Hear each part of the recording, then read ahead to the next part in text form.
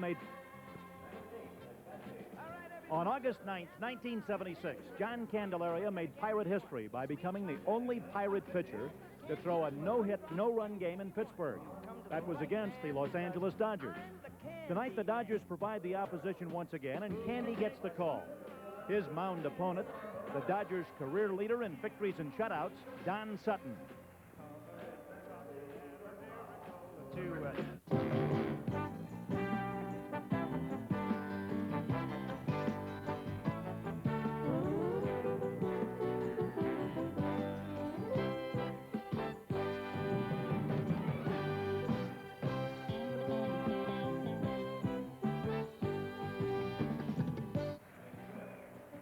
The Pittsburgh Pirate Television Network presents Pirate Baseball 80. Tonight from Three River Stadium, the Bucks meet the Los Angeles Dodgers. Pirate Baseball 80 is brought to you in part by Mellon Bank, a neighbor you can count on. And in part by Quaker State, America's best-selling motor oil. Quaker State helps cars last. Messages promoting attendance at Pirate games are paid for by the Pittsburgh Athletic Company, Incorporated. Good evening, ladies and gentlemen. I'm Dave Martin. With me is Nellie Browse. Lanny Fratteri will be along later. The Pirates open a two-game series against the Dodgers tonight with John Candelaria, ace left-hander, on the mound. 2 wins and 1 loss. The Pirate pitching in a bit of trouble now, perhaps. Blyleven has defected, and Jim Rooker is injured. Manager Chuck Tanner, however, says that will not affect the quality of the Pirate pitching because of the presence of Don Robinson and also because of the presence of Pascual Perez, a rookie right-hander just up from Portland who will start tomorrow night's game. Do you agree with that, Nellie? Well, basically, I don't, mainly because on any pitching staff, you need a leader. You need someone to go out and win that big game, and I think that's John Candelaria's role now. He has to establish on this Pirate staff the fact that they can do it without somebody who is left. And he's the guy to do it. He's opposed tonight by a tough Dodger club. So far, they're 6-0 against lefties, and also one of the top right-handed pitchers in all of baseball today. So John's got his job cut out for him tonight, and I think he's going to establish himself as the leader on this club. Candy's been hot this year. With the exception of 1 outing out of 5, he's pitched excellent baseball. So it's Candelaria against Sutton tonight. The Pirates against the Dodgers should be a whale of a ball game, so stay with us, and we'll be back right after this.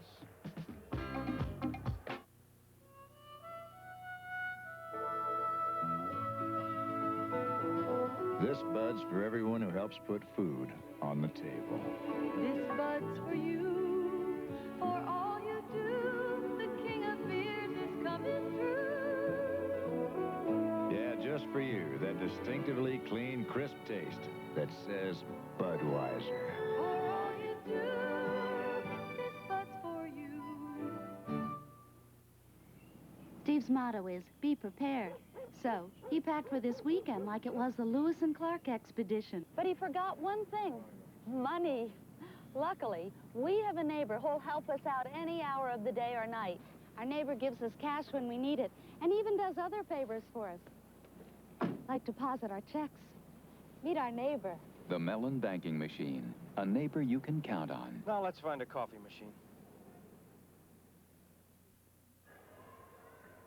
The Giant Eagle Home Run Sweepstakes will be played all season long during every Pirate TV game. To enter, pick up an entry card at any of the 45 Pittsburgh area Giant Eagle locations and send to Giant Eagle Home Run Sweepstakes, Box 227, Pittsburgh, Pennsylvania, 15230. There's no purchase necessary, but you must be at least 18 years of age. Employees of KDKA and Giant Eagle and their families are not eligible. During tonight's game, we'll have 3 Giant Eagle Home Run Sweepstakes innings. The jackpot is now $1,600. So stay with us for all the Home Run Sweepstakes excitement.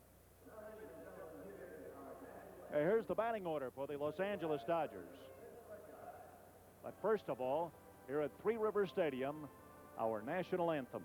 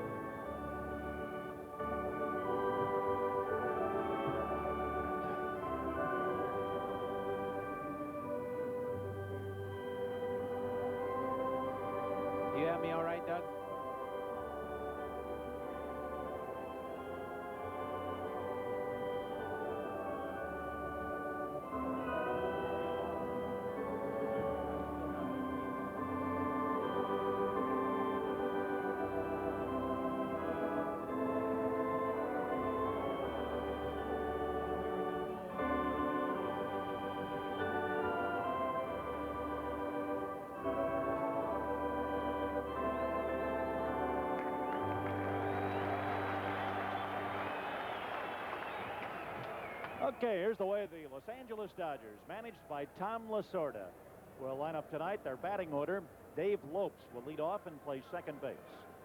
Rudy Law will be in center field. Reggie Smith in right field. Steve Garvey at first base. Dusty Baker in left. Ron Cey at third. Bill Russell at short. Steve Yeager, the catcher. And on the mound, Don Sutton. 2 wins, no losses this year. Defensively for the Pirates behind left-hander John Candelaria tonight, we will have Mike Easler starting in left field.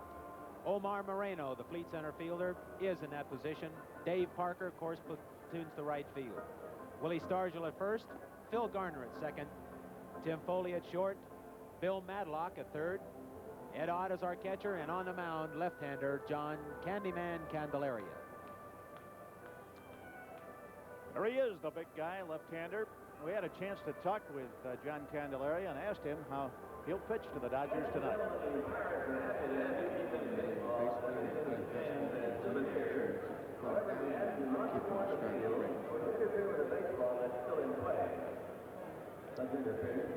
Dave Parker in.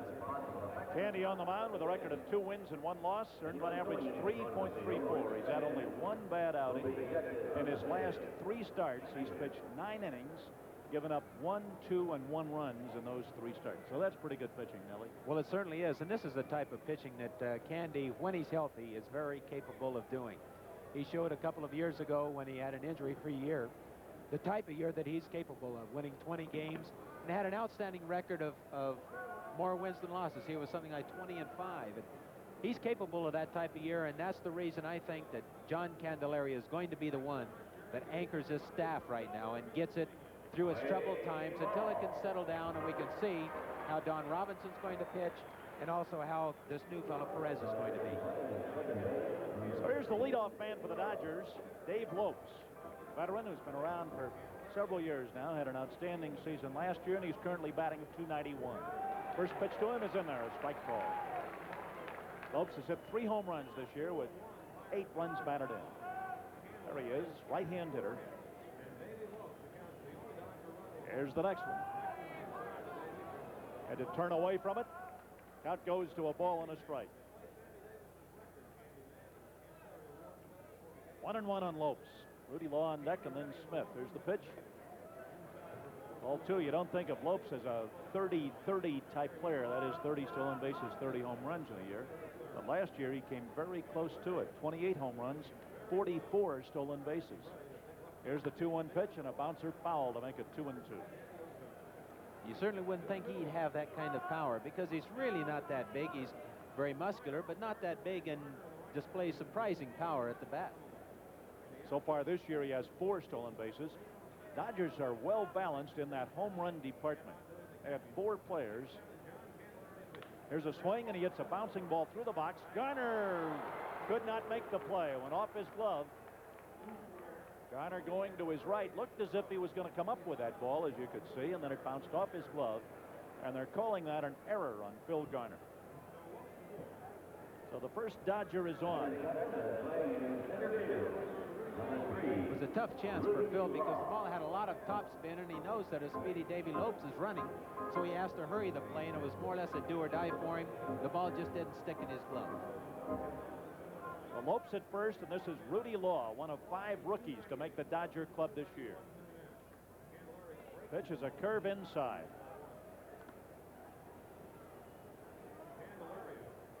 Law has 10 stolen bases. He has speed, 298 batting average. Wide stance. He's driven in 6 runs, has not hit a homer.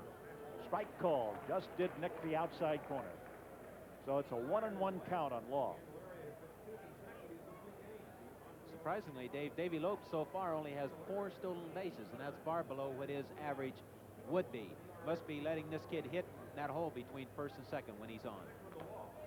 Bouncer, and it came up and hit him in the face, apparently. Came up and hit him there in the face, and apparently the helmet did not protect him. Must have nicked him under that helmet. Here it is. Well, he topped the ball, and the ball hits right off the plate and ricochets right up into his cheek. And this is the same cheek that he injured just a couple of days ago in the X-ray. and they didn't really know if he would be starting tonight, but he's given it a try, and wouldn't you know, one of the first swings he takes fouls a pitch off the plate and hits him in that same cheek. That has to ring a few bells. The skipper, Lasorda, takes a look at him. Now Lasorda's going to the dugout. Law is going to hang in there. Count is ball 1, strike 2 on Rudy Law. Was wearing the ear flap on the wrong side. He needed it on the left side. Right. Lopes at first. Here's a ball outside to make it 2-2. There's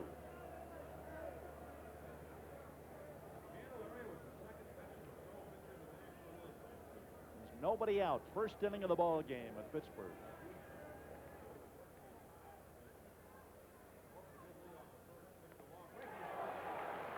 Law is out on strikes. He got him on that curveball. Looked like he took something off the curve. And for a young fellow that hasn't faced John Candelaria before, it's very difficult for him to stay in there.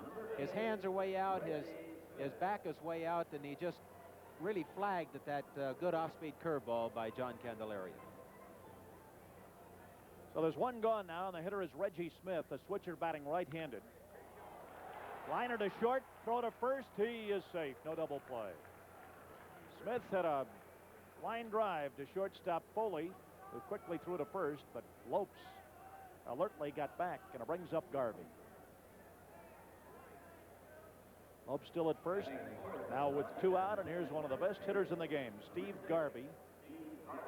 Off to a somewhat slow start. 235 his current average with 4 home runs.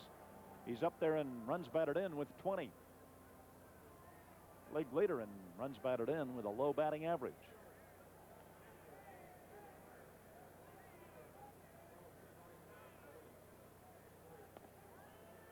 Strike.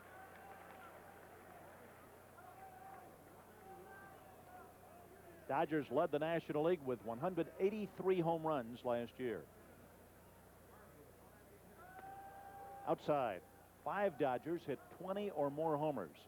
Nobody, I'm sure nobody hit more than 30. So that's what you call balance in the home run department. A lot of tough home run threats in this lineup. And the 1-1 pitch, a ground ball to Garner. To Foley. And that's all for the Dodgers in the first inning. No runs, no hits, 1 error, 1 man left at the middle of the first. Dodgers nothing. I've driven 500,000 miles in my life, and all of it on Quaker State motor oil. So what oil filter am I using? Are you kidding? I've used nothing but Quaker State for 22 years. So what oil filter am I using? Are you kidding? Quaker State motor oil has helped my car hit 50,000 miles. So what oil filter am I using? Are you kidding? Quaker State helps cars last. So what oil filter should you be using? Are you kidding? Going back to the good old times that you've been too long without. United presents up to 50% off to Grandma, 50% off to Cousin Elroy, 50% off to Aunt Betty and Little Fluffy, and to Stuart Randolph III. That's what friendly skies are all about. Up to 50% off, and now's the time to see them. They won't be standing around waiting forever. Fly the friendly skies. Call your travel agent. Here's the Pirate batting order tonight. Omar Moreno will lead off and play center field. Tim Foley at short. Dave Parker in right. Willie Stargell at first. Mike Easler in left. Bill Madlock at third. Ed Ott, the catcher. Phil Garner at second. And John Candelaria, the pitcher. Defensively behind right-hander Don Sutton will be Dusty Baker in left. Rookie Rudy Law patrolling the center field. Veteran Reggie Smith is in right. Steve Garvey at first. Davey Lopes at second. Bill Russell at short. Ron Say at third. Steve Yeager behind the plate. And on the mound, veteran Don Sutton. Don Sutton on the mound, a right-hander, a crafty fellow, one of the top pitchers in baseball. And although he's been on the downgrade a little bit the last year or so, he's in fine form right now. 2 wins, no losses. with an earned run average of 2.67. He's pitched excellent ball for the Dodgers so far this year. He's making his 5th start of the season. His last start was a while ago on April 27th against San Diego.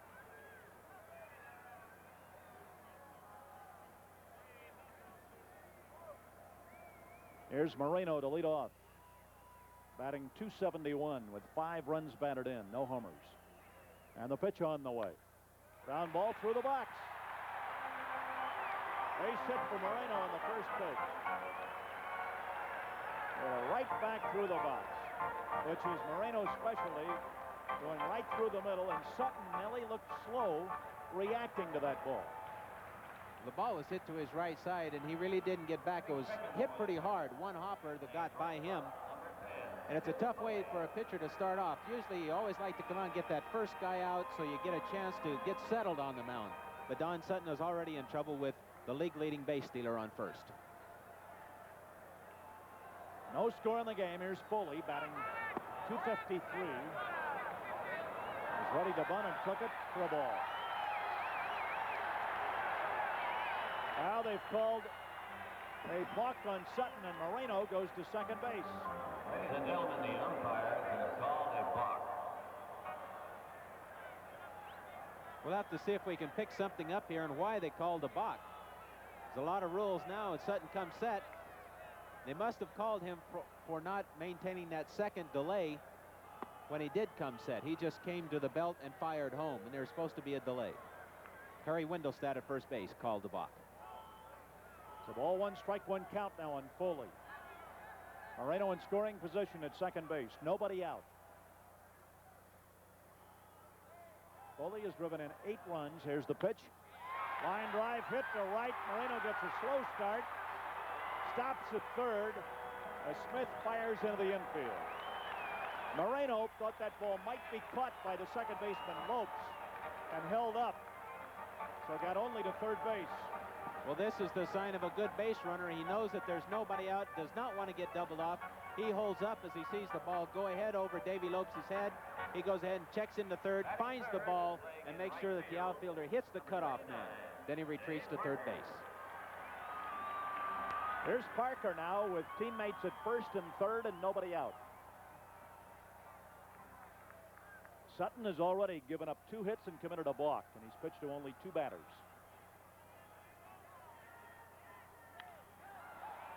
Fly ball. Hop fly into short right center. Lopes under it. And Moreno takes 3 or 4 steps, then goes back to third. Parker popped the Lopes on the first pitch. 1 out, it brings up Stargell. Parker came in with a .314 average, and now we'll see Stargell batting .318 with 2 homers and 7 runs batted in. And no, that wasn't sawdust coming out of the bat handle. As you saw Willie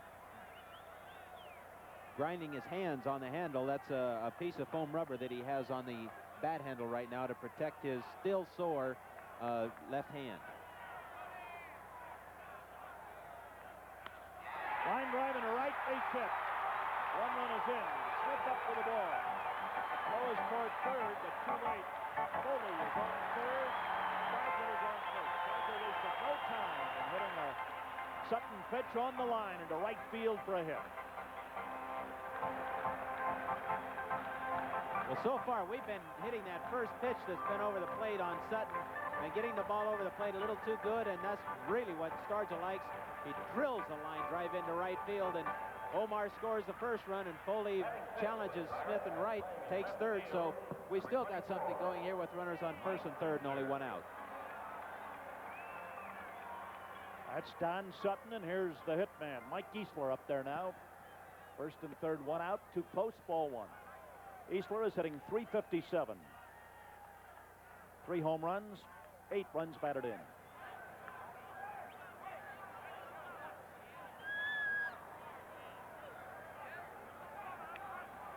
Pirates 1, Dodgers nothing. First inning. Easler on that familiar crouch at the plate. Pitch by Sutton, a swing and a foul tip. Ball 1, strike 1. That's Foley at third and Stargell at first.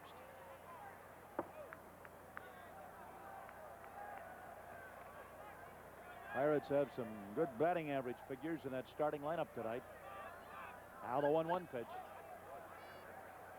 Ball 2, strike 1. Up around the chin.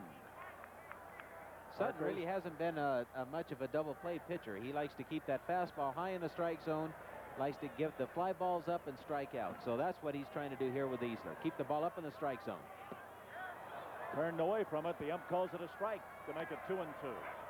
Parker, Stargell, Easler, Garner, and Candelaria all come in tonight with batting averages above 300. The 2-2 count.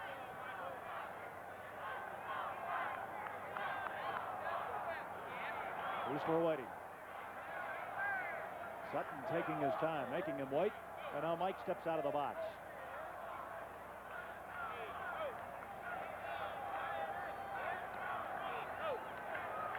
2-2 pitch. Foul ball into the crowd. And still a ball 2, strike 2 count on Easler. San Diego beat the Cubs today 4-0.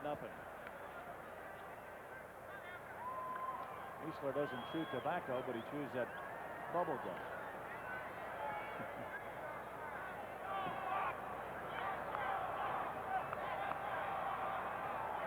Two is the count. It is. Ball 3, 3-2. Did you chew tobacco, Nelly, when you played? No, I couldn't chew that stuff. I didn't even like to chew gum when I was on the mound because I even thought that broke my concentration.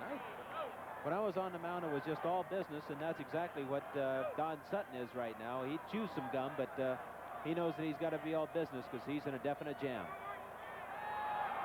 A little move by Sutton. Fake move to third. You'll very rarely ever see a Dodger pitcher throw a ball to third base. They want that hitter to drive him in. They don't want that, as Mike Easler walks, loading the bases, they don't want to throw a run in. They want to make the opposite team drive him in. The bases are loaded now. He brings up Madlock. And playing at third base, number 5, Bill Madlock. Here's Madlock batting .247, 1 home run, 5 runs batted in. Madlock in the lineup tonight, pending appeal of his fine and suspension. Bases loaded, 1 out. 1-0, Pirates lead. Foul ball. Strike 1 on Madlock. That was the first time that Sutton led off the hitter with the breaking ball. So far, he's been using that good hard fastball of his, and he's been hurt with it. He's trying to adjust now. He knows he needs a strikeout or a ground ball double play. Fly ball, right field. Now the runner Foley's going to tag under the ball of Smith. He has a good arm. There's the throw, and he is out at the plate. Smith to Yeager to complete a double play and retire the Pirates in the first inning. 1 run and 3 hits. At the end of 1, Pirates 1, Dodgers nothing.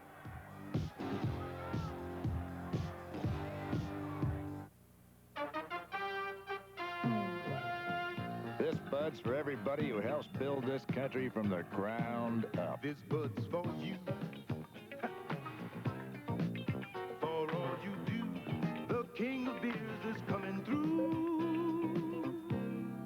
Yeah, just for you. That distinctively clean, crisp taste that says Budweiser. For all you do, this Bud's for you. Especially for you, Mom. Especially from Kaufman's. Remember her favorite fragrance, her special flair, with famous name fragrances, including Lauren, Norel, Tatiana, Nina Ricci, Halston, Yves Saint Laurent, and many more. And especially for her, this beautiful mom plant at no extra charge with any fragrance purchase of $10 or more. Especially for you, Mom. Especially from Kaufman's. See the serious side of comedian David Renner on the next Evening Magazine.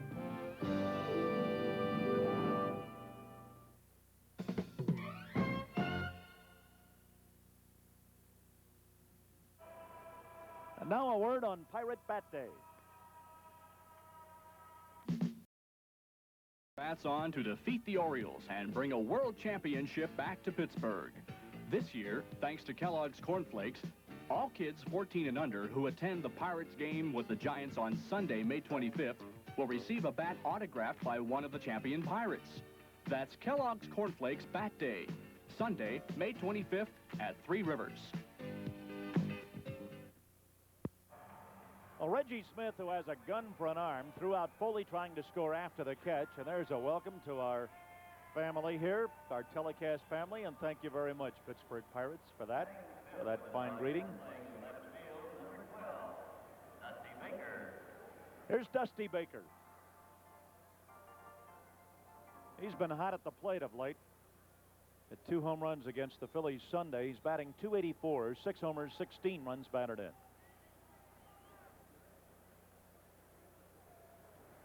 Baker and Smith have the 2 best arms in the Los Angeles outfield, and the pitch is high and away, ball 1. Top of the second, Pirates 1, Dodgers nothing. Here's the next one. Curve missed. Count is ball 2, 2-0.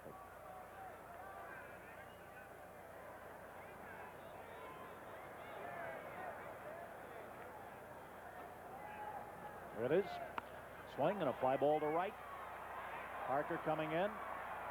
He's got it, 1 gone.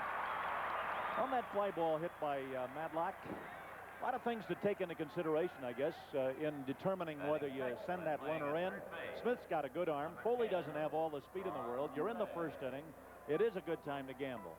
Oh, it certainly is. If there's ever a time that you really got no holes barred, is early in a ball game, and it took a perfect throw by Reggie Smith. I guess we have to give him credit because it was a perfect one hop to Yeager, the catcher, and they just put the tag on a sliding Tim Foley.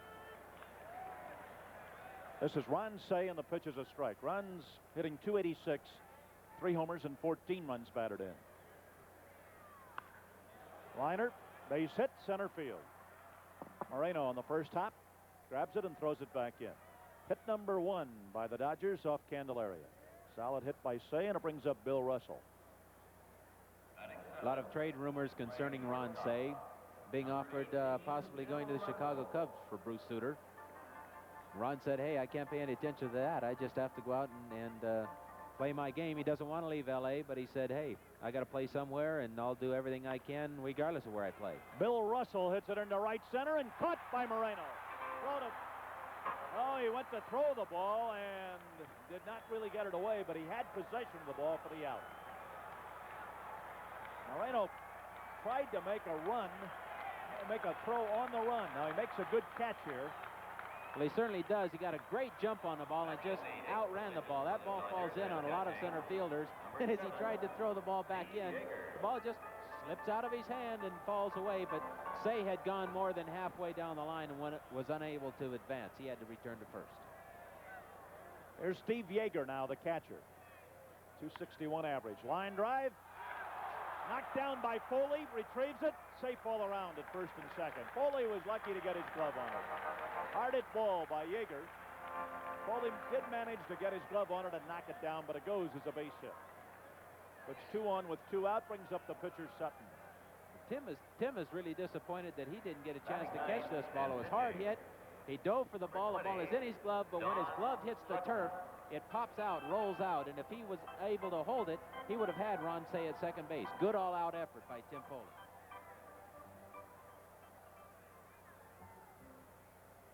Now Don Sutton, the hitter. Outside.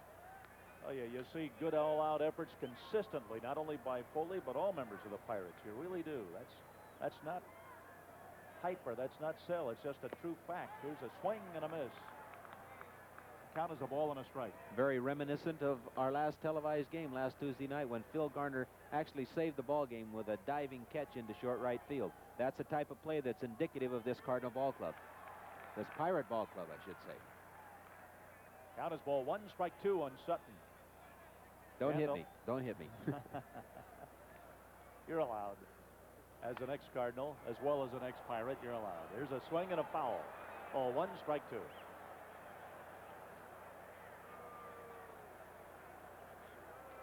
Sutton has been up 10 times and has 1 hit. He can help his own cause now. 2 on and 2 out. The Pirates lead 1-0. Candy's pitch. Back to Candy. Out to retire the side. No runs and 2 hits, 2 men are left. Middle of the second. Pirates 1, Dodgers nothing.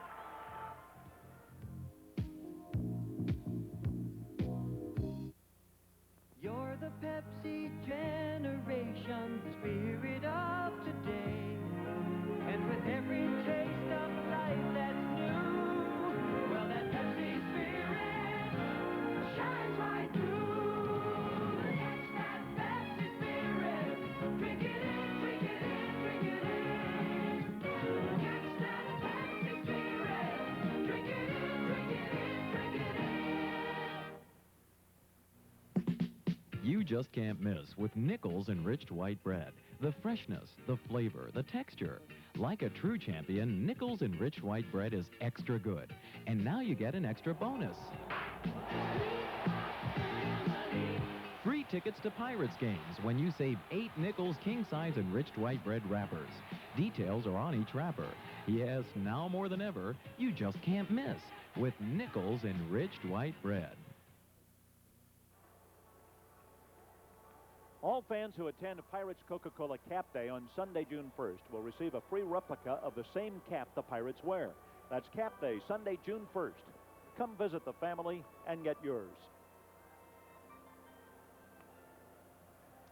Thousands of caps will be given away that day to everybody. Mama, Papa, Grandma, Grandpa, cousins and aunts. Everybody gets a cap on Cap Day. Is that what they mean when they look at you and shake their finger and say, boy, are you going to get yours? Is that the same thing? That's it. That's what they mean. That's it. We had a chance to talk with Ed Ott and asked him how the platooning system affects his performance. I think it does as far as offensively, because maybe you'll run into some time where they throw like maybe 6 or 7 left-handers in a row, or the case where Nick's running into right now where they're throwing the biggest majority of right-handers, so therefore your timing is off. It also goes along with your defense. Nick and I like to go out there every day, but it's a situation that Chuck has for both of us that we're going to platoon. I play against righties, Nick against lefties, and it's Chuck's theory. First pitch was in there. Strike 1 on Ed Ott. He's driven in 6 runs this year, left-hand hitter. You just heard Ed Ott's theory on platooning. Outside to make it a ball and a strike. That's .295 batting average, pardon me. It's a situation where he's not happy with it, but he's adjusted to it and he's doing the best he can under the circumstances. Pop fly under to Say, and he has it, 1 gone. Ott popped out to Say, and it brings up Garner. Well, a lot of times a player won't particularly like something that a manager does from his own individual standpoint, but from the standpoint of a team, that's the way the manager thinks it's the wisest and the smartest and the best way to play it. There's Phil Garner with 1 out and nobody on. So in the team concept, the team has to take precedence, has to have priority. Ball 1. That's one very good reason, one very big reason the Pirates won it all last year. But there is a conflict, and you can see sometimes a player's point of view. There's the pitch to Garner. The count now is a ball and a strike. 1-1 on Garner. Don Sutton brings his arms up over his head. Here's the pitch. A bouncer to third. Say's got it. Throws across. Out. 2 gone. Brings up Candelaria. Players speak out a lot more when they are not happy about things than they used to a few years ago, and that's probably a good thing. Well, in the past, when you spoke out, you weren't under the protection of a multi-year contract that is guaranteed. In the past, you didn't have that luxury, so things that you say could and were held against you if you spoke out against the organization or whatever, and you could lose your job over it. But today, much more security, and they're able to take a more positive and firm position. Count is strike 1 on Candelaria. 2 out and nobody on. Strike 2. I guess the classic example of what you're talking about, Nellie, what we're talking about is Bert Blyleven right now. He not only spoke out, but he took action. It's costing him money, at least for a while. 2-strike pitch. Lopes to Garvey. That's all for the Pirates in the second. After 2 complete innings, Pirates 1, Dodgers nothing.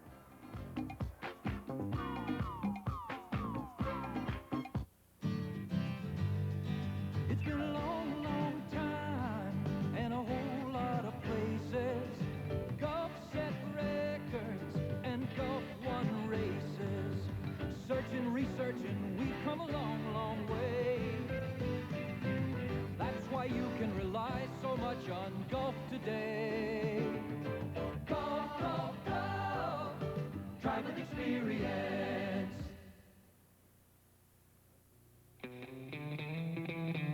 This bud's for all you guys who keep the shiny side up and the rubber side down. This bud's for you. This bud's for you. For all the roads you ride and every place they take you to.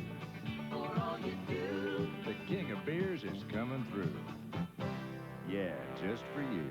That distinctively clean, crisp taste that says Budweiser. For all you do. This bud's for you. Willie Stargell. Under our contractual arrangements with the Pirates for this telecast, the announcers for this game have been selected by station KDKA-TV, subject to the approval of the Pittsburgh Pirates Baseball Club.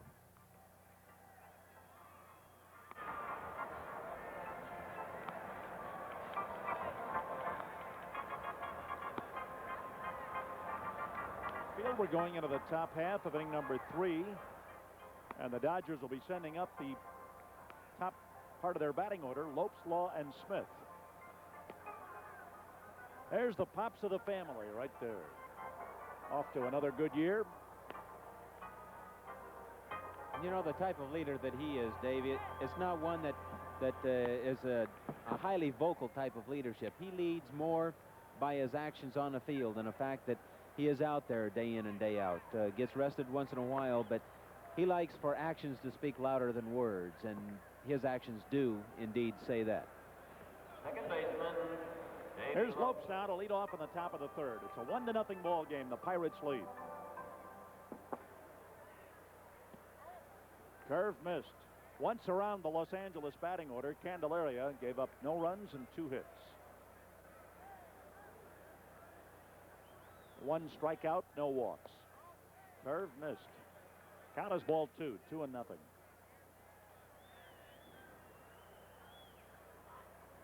Candy has had 3 straight outstanding starts. Candy's got it.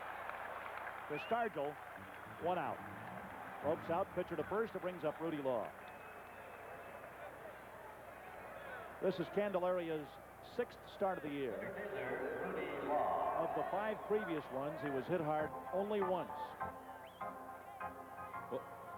Well, so far tonight, Candy's been doing what they call picking it clean. Good hard ball hit back to him. He was ready for it, kind of shakes his head and said, boy, I didn't think I had that one, and flips on to Willie for the out. Base hit to right field by Rudy Law. Parker throws it back. Belted it to right for hit number 3 of Candelaria. It brings up Reggie Smith. One thing we must note very early in the ball game is that the pitchers have to notice so far that anything close to that plate on the first pitch the hitters are swinging at. So you have to have an idea and just not throw the ball over the middle of the plate. Mix your first pitches better than they have been. Smith went for the first pitch, maybe a double play. It is to retire the side. Foley to Garner to Stargell. No runs and a hit, nobody left. Middle of the third. Pirates 1, Dodgers nothing. Over the past couple years, I've been telling you to reach back for something extra. Levi Garrett chewing tobacco. I think it's the best tasting chewing tobacco I ever tried. And all across the country, a lot of other guys think so, too. I sure do like the taste of this Levi Garrett. It's the best tasting chewing tobacco I ever tried. It tastes great. Yeah, that Levi Garrett's a great tasting chewing tobacco. You taste that fresh Levi Garrett flavor one time, and it'll be your brand, too. Levi Garrett. Now is the right time to get more than just interest on your money when you save at your neighborhood Mellon Bank. Because right now you can get any one of these great Timex clocks at a great low price when you deposit $100 or more in a new or established Mellon Bank savings plan. Or deposit $500 and get this electric alarm free. That's why now is the right time, and Mellon Bank is the right place. Mellon Bank, a neighbor you can count on. Well, this is it. E.R. Scott of Pittsburgh, Pennsylvania can root the Bucks home during this half of the third inning. If a home run is hit, you will win $1,600 worth of Giant Eagle groceries. And in addition, certificates for 10 Tasty Cake family packs and Daly's Juice products redeemable at your grocer. E.R. Scott of Pittsburgh, PA will be sitting on the edge of his seat, rooting for a member of the Pirates to hit a home run here in the third. Pirates have the top of the order up, Moreno, Foley, and Parker. Manager Chuck Tanner, who spends most of his time in that spot, standing just to the right of the dugout. You should wear a spot thin there in that artificial turf.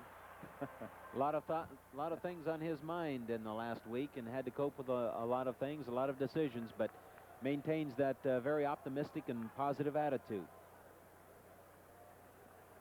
Here's Omar Moreno, the Antelope, to lead off in the third. First time up, he singled to center field. Sutton winding. Looked as if he was going to bunt, but he took the pitch for a ball. Pirates have 3 hits and 1 run. The Dodgers have 3 hits and no runs.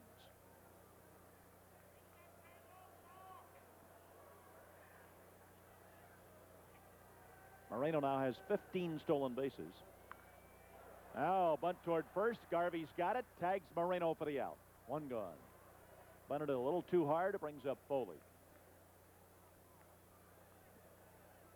Well, Omar, as of late, is trying to get that bunting down. I think he finally realizes if he's going to hit 300, he has to be able to get some base hits. This time he just pulls it a little too far down the line, and Doug and Steve Garvey makes an easy tag on Moreno. Here's Tim Foley, who singled to right the first time up. He leads the Pirates in game-winning runs batted in. Ball is low. Omar's going to get a lot more confidence in that bunting, and I think we're going to see his performance with that bunt improve over the season. Boy, take advantage of that speed. Hot smash, hit to left. Foley is 2 for 2. Baker throwing it back in. Pirates with a runner at first, 1 out. It brings up Parker. Boy, I know Timmy has a lot of pride, and he wants to prove that last year wasn't a fluke as far as the bat is concerned, and he gets a good pitch to Rip and just drills it right past shortstop Bill Russell for a base hit.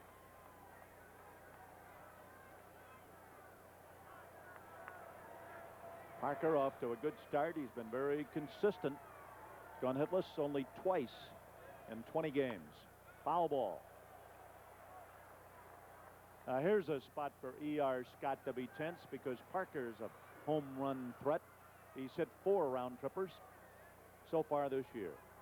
He's usually good for around 30 a season. If he hits one out now, E.R. Scott will get $1,600 worth of Giant Eagle groceries. There's the pitch. Swing and a miss. He jammed him, and the count is 2 strikes on Parker. Sutton trying to work Davey up in the strike zone and tie it in on his hands, and Davey so far has been offering for that ball, and it is definitely out of the strike zone. So Davey's going to have to exercise a little bit better judgment, be a little more patient at the plate if he's going to handle Don Sutton tonight.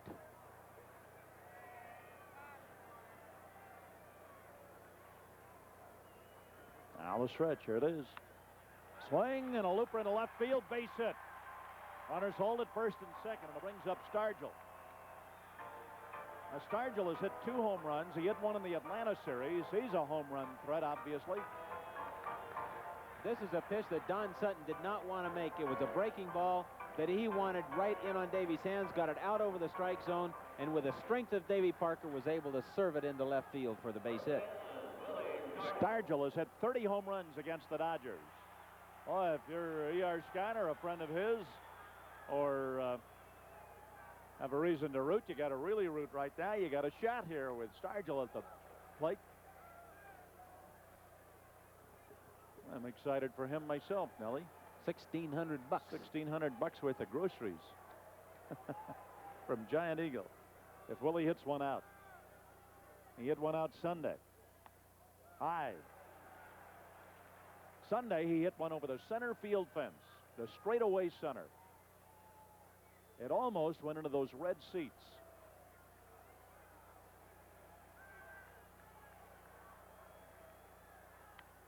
There's a high foul fly ball. In fact, the drive he hit Sunday was estimated at about a 475-foot wallop off that green wall that's behind the inner fence. Well, either Willie is that strong, which we all know he is, or the pitcher is that strong, because it takes a strong arm to throw the ball that far. Count is ball 2, strike 1. 2 on, 1 out. Pirates lead 1-0. Here's the pitch. Now it's ball 3 and strike 1. Sutton still trying to keep that ball up in the strike zone with his fastball and then get his breaking ball over. But he's just a little bit too high right now to these left-handed hitters, and he's fallen behind. 3-1. Short center. Law's got it. Throw to second for a double play, and that had to be a mental miscue by Foley. Well, no home run was hit during this Giant Eagle sweepstakes inning, but no one ever loses here. Our contestant, E.R. Scott, will receive certificates for 10 Tasty Cake family packs and Daly's Juice products redeemable at your grocer. Our next Giant Eagle sweepstakes will be worth $1,700. So Stargell flied out into a double play. Foley was well around third base and was an easy double play victim. Law elopes. No runs and 2 hits and a man left. And after 3 innings, Pirates 1, Dodgers nothing. I like to think I made football a better game to play because I introduced a whole new concept of professional defense. Brute 33 antiperspirant stick deodorant. It helps keep you dry and it gives you long-lasting deodorant protection. And it has a great smell of Brute. That's why pro football is putting a lot more emphasis on defense. And there are a lot fewer offensive players. Make every day your Brute Day with Brute 33 deodorants and antiperspirants. Double your buying power with Giant Eagle's buy one, get one free coupons. This week at Giant Eagle, buy one 10-count pack of Food Club Texas-style buttermilk biscuits and get a second one free with our buy one, get one free newspaper coupons. The same goes for Marchand beef or vegetable beef instant lunches. Buy one 2.5-ounce package, get a second one free. Look for all 6 of our buy one, get one free newspaper coupons and save. This week at Giant Eagle. Giant Eagle, bringing all the best to you.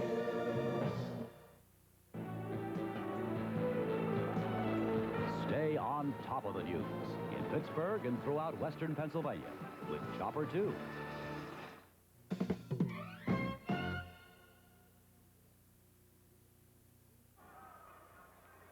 The next 3 innings are sponsored in part by Natural Light Beer, brewed with only natural ingredients for a smooth, clean taste.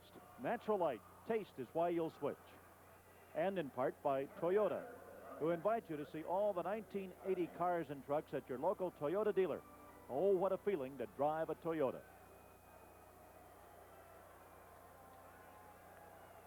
Top of the 4th inning now. Steve Garvey grounded into a force play the first time up. He bunts it foul down the third base line. Strike 1. I'd like to say hello tonight to Amelia Cartwright, 89 years young. Hope that she gets well quickly. She's out at the Jefferson Medical Center. Good baseball fan. Hope you can get well quickly, Amelia. You call an 89-year-old lady Amelia or Mrs. Cartwright? Anyway, hope you're feeling better very soon. Ball is outside. Count is 1-1. This is Garvey batting .235 at game time. And the next one makes it ball 2, strike 1. Mental errors on the part of the Pirates have been few and far between this year, but Foley made one in the last of the 3rd inning. He apparently thought there were 2 out. There was actually only 1 out. Swinging a foul ball. He was the runner at second base when Stargell hit a fly ball to center, an obvious fly ball that was going to be caught.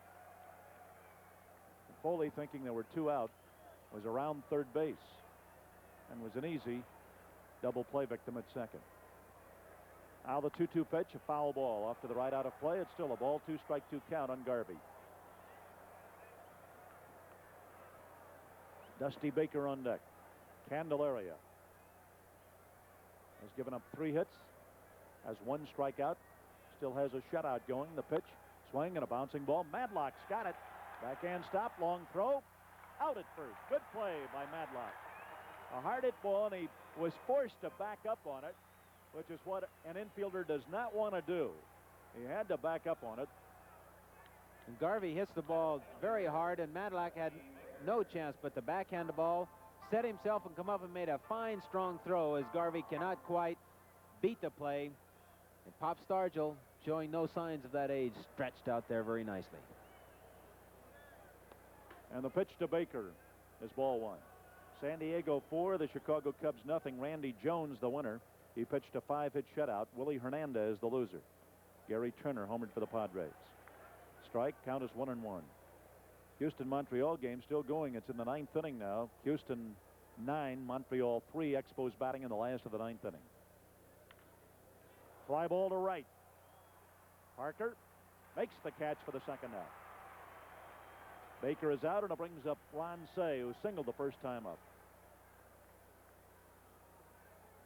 They say that the quality of Cey's play is decreasing each year, and he is supposed to be on the trading block.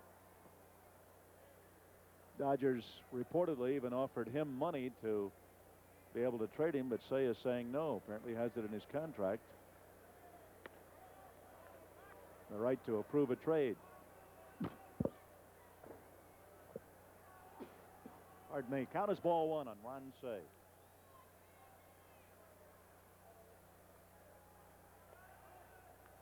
Now the count is ball 2. The curveball missed, too low. Cey's been a good player, though, for several years for the Dodgers. Has power at the plate. Here's the 2-0 pitch. Foul ball, makes it ball 2, strike 1. He was never the best of defensive players at third. Adequate. Battled for you over there. But he's been a very good offensive ball player and displays very, very good power. You sure wouldn't think so because he isn't that tall, but he generates some good bat head speed and drives that ball over the wall many, many times. Count is ball 3, strike 1. Cey is one of those Dodgers who was over the 20 mark last year on home runs. Bouncer. Madlock's got it to his left. Throw. Out. 2 great plays in that inning by Madlock. 3 up and 3 down.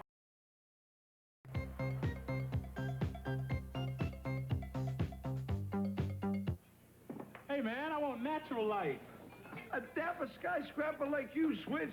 Sure, for me, natural light's great taste run hoops around everyone else. And there's nothing artificial in this less filling beer. It's made with only natural ingredients. Yeah, but taste is why I switched. Whoa, nice. Cashmere? Whoa, you can call it cashmere, you can call it reindeer. Or you can call for more beer. Natural light. Taste is why you'll switch. When it comes to energy, some of us have been burning the candle at both ends, and that's too bad, because conserving energy doesn't have to be painful. Your Toyota dealer can help make saving a pure pleasure. These total economy Toyotas prove that fuel-efficient cars and trucks don't have to be boring. This is the highest gas mileage Toyota, Corolla Tercel. One thing we can all do to help relieve our worries about gasoline is to drive a fuel-efficient automobile. So, shouldn't you drive a Toyota? And now a word on Cap Day from Kent Tekulve. Hi, everybody. This is Kent Tekulve for Coca-Cola Cap Day. Thanks in part to the 1979 World Series, wherever the Pirates go, people know us by the caps we wear.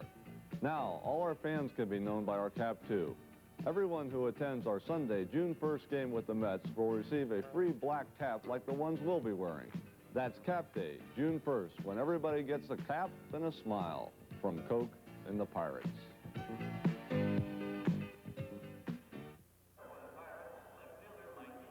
Here's Mike Hitman Eastler hitting .391 as a starter. Boy, he's hanging in there as a starter, Nellie. You wouldn't have thought it when Chuck Tanner first put him in the lineup at Montreal on that cold day a couple of weeks ago, but he's hanging right in there and hitting so well, Tanner can't get him out of there. Here's the windup and the pitch. Strike knee high. That goes back to the old story of Lou Gehrig. Guy sat out and let Lou play that first game, and some 2,000 games later, he retired. Needless to say, the other guy retired right away. Fumbled by Lopes, recovers, throws, out. Lopes to Garvey, and it brings up Madlock.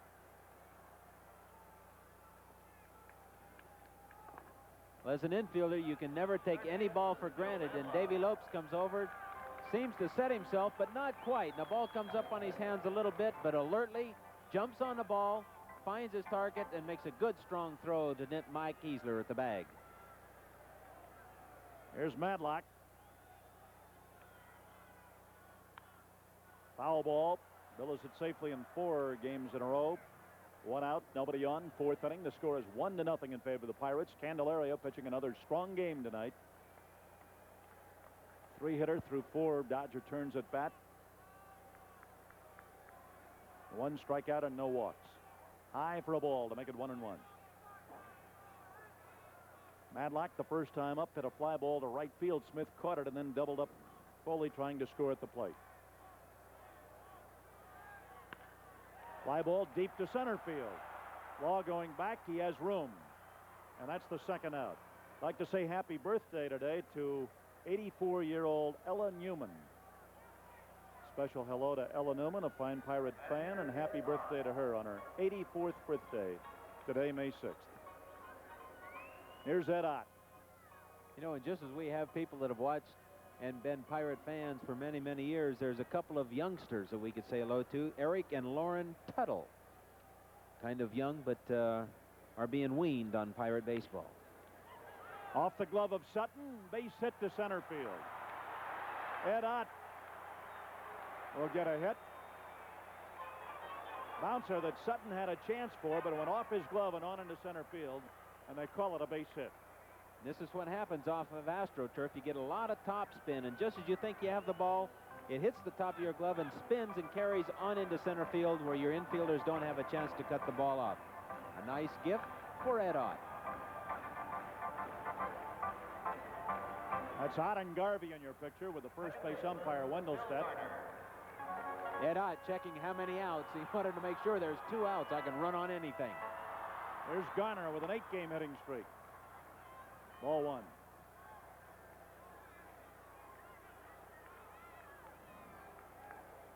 Sutton in the past has been known to, at least allegedly, have doctored the baseball.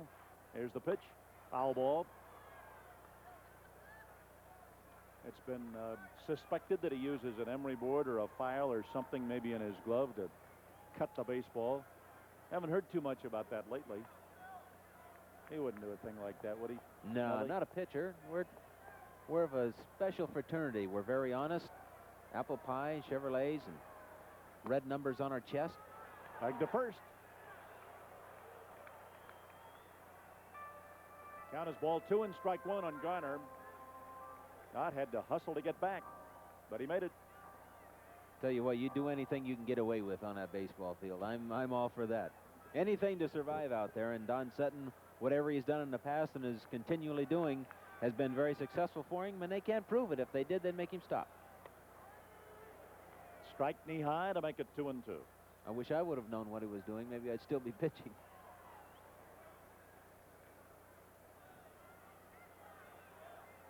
Ball 2 and strike 2. Sutton's a good-looking guy and an articulate guy. Now the 2-2 pitch. Ball 3, 3-2 on Garner with the pitcher Candelaria to hit next. Now the wide one will put 2 men on and bring up Candy, who's been a good hitting pitcher this year. There's a situation where a pitcher does not want to go to 3-2 on the hitter. You have 2 outs. You want to try and get that hitter out 2-2 so that you don't start that runner running from first. Here, a long double could possibly score Ed Ott from first. Ball 4. Garner is on. 2 on, 2 out, and Candelaria the hitter.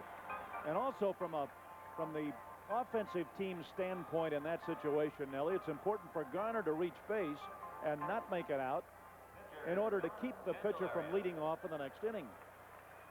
So even if Candelaria is retired right here, the Pirates have the top of the batting order up in the 5th.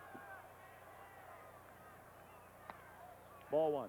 So far, Candy's not been an easy out this year. Got quite a few base hits. He likes to compete. Candy is now 4 for 12 at bat this season, including the first time up tonight. That's a .333 average. Liner to left center field. Caught by Baker to retire the side. No runs and a hit and 2 men left. Lanny Fratteri will be along to carry you through the ninth inning. The score at the end of 4, Pirates 1, Dodgers nothing.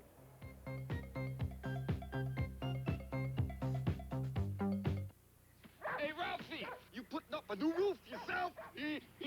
Celotex introduces the first do-it-yourself roof shingles with a complete instruction book and a new design that's practically foolproof. What's more, a $9.95 test kit tells you in advance if you can do the job. Ralph, you're... Oh, it's beautiful. Oh, you got company, Ralph. Roof-it-yourself shingles by Celotex. They'll save you up to $800. Get out of here. It's not easy to make a breakfast as good as Denny's Grand Slam breakfast. The eggs have got to be cooked in butter in just the right size pans. The sausage links have got to be juicy and tender. The bacon crisp and sizzling. The buttermilk pancakes hot and fluffy, served with hot syrup and whipped butter. Sure, you could probably make it at home this good, but why bother? Especially since Denny's serves it for only $2.25. Denny's, you'll like our prices and you'll love our food. And a very pleasant good evening from Three Rivers Stadium, along with Dave Martin and Nellie Bryles. I'm Lanny Fratteri, and it's nice to have you with us tonight. We have just a gorgeous night here at the stadium. Had a beautiful weekend weather-wise over the weekend with the Atlanta Braves in town, and really a dynamite ball game tonight with these Dodgers. Pirates leading 1-0. More or less what we thought. Sutton, Candelaria hooked up in an outstanding pitching duel. Candy asserting himself, I think, taking the leadership of this pitching staff, and I think he's capable of carrying them all away. I understand we got to root for them on the field, and joining manager Chuck Tanner, I thought we'd be able to add a chew here and get right back, and maybe we can pull them in all the way. You want some? No, I had shrimp for lunch. I think I just shouldn't pass on that. Howie Hake would love to have some of that. We can get it on right here, Lanny. Did you guys plan this or what? No, sir. Right here. We can just get it right in there. Come on. I must tell you. Oh, thank you very much.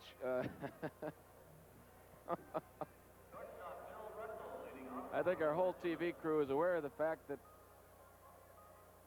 I've been a little under the weather today, and that just does wonders for my system right there. Thank you. Here's Candelaria in the 5th inning.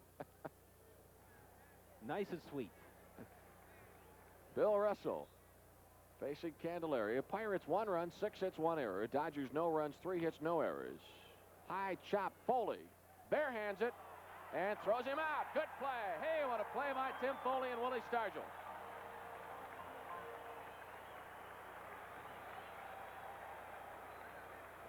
What an outstanding play by Foley. Knows that the only chance he has against the speedy Bill Russell is to barehand this high chopper, barehands it, fires on the run, and Willie Stargell makes a fine play, digging it out of the dirt to retire Bill Russell. Yes, yes, good play by the Pirates shortstop. We've seen some fine plays on both sides. 1 away. 1-0 Pirates lead. And Steve Yeager had an infield single in the 2nd. Top of the 5th.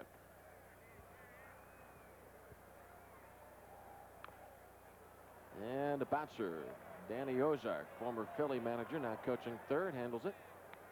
Returned home, was formerly a Dodger coach. Dave Martin and I were in the, there's Manny Mota. Dave Martin and I were in the housewares department of Horns down today, and who should be walking through but Danny Ozark, who's looking for a Mother's Day present. Pitch inside.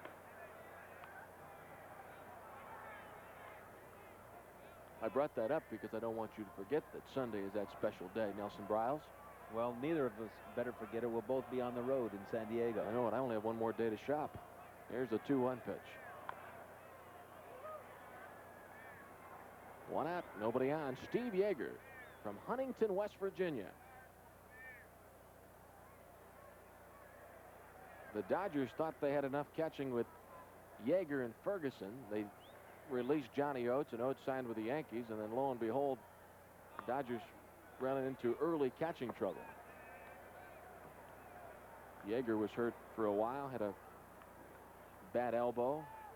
Joe Ferguson's had a back injury. 3-2 pitch. And a walk. First base on balls issued by Candelaria. Pitcher, Don Sutton. 1 on, 1 out. Top of the 5th inning. Pirates leading 1-0, and Don Sutton the batter. Andy Murta. And at third base, Eddie Ozark. Madlock looking for the bunt at third. And the ball is bunted foul by Don Sutton. Pirates got the run in the first inning when Stargell singled home Omar Moreno. Only run of the ball game thus far. Strike 2. Yeager at first with 1 away.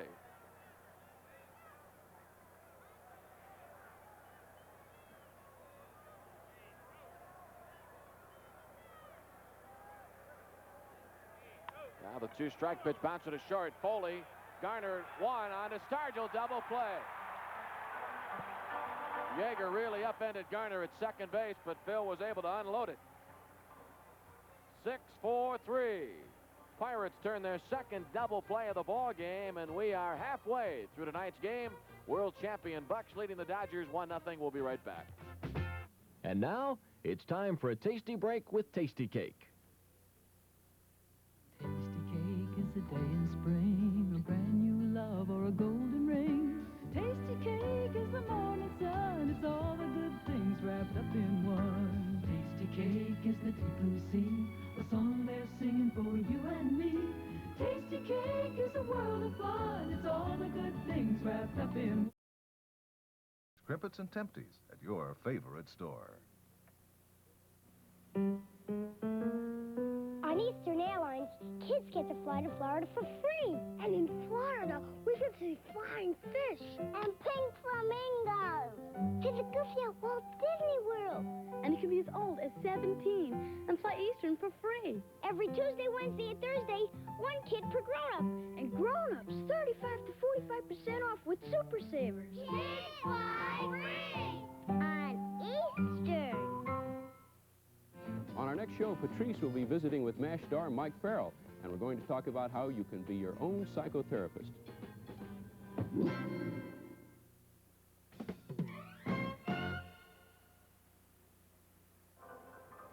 This is it. You can hurt the Bucks home during this half of the 5th inning, and our contestant is Aurelia Gluskowski of Natrona, Pennsylvania. If a home run is hit during this 5th inning, then our contestant will receive $1,700 worth of Giant Eagle groceries, and in addition, certificates for 10 Tasty Cake family packs and daily juice products redeemable at your grocer. And against Don Sutton in the bottom of the 5th inning, it's Omar Moreno, Tim Foley, and Dave Parker. Top of the Pirate shopping list in the bottom of the 5th. 1-0 Bucks lead.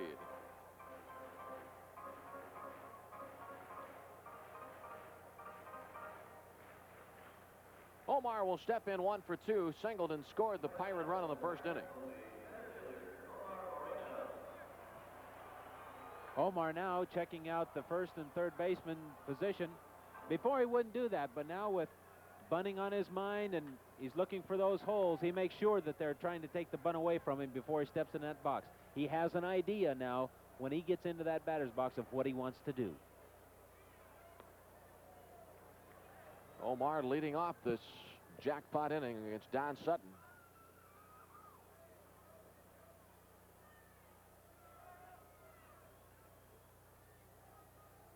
Don Sutton has an itch on his left leg. Omar swings with a 1-0 pitch and pops it back of home plate. Steve Yeager makes the grab. Moreno is out 1 away in the 5th in our jackpot inning. Aurelia Glowatsky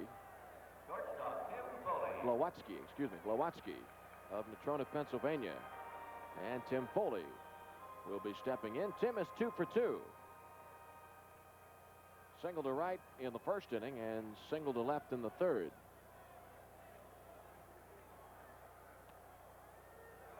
One nothing Pirates lead.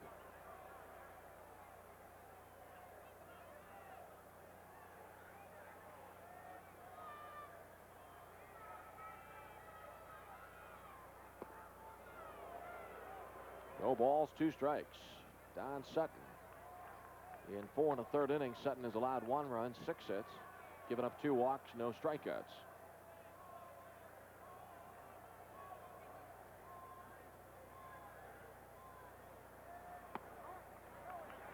One ball, 2 strikes. Foley batting .272 on the year.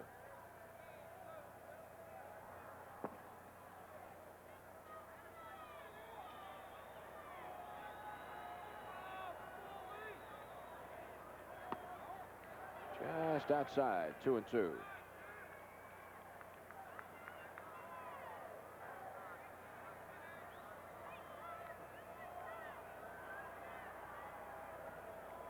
Nobody on, 1 away.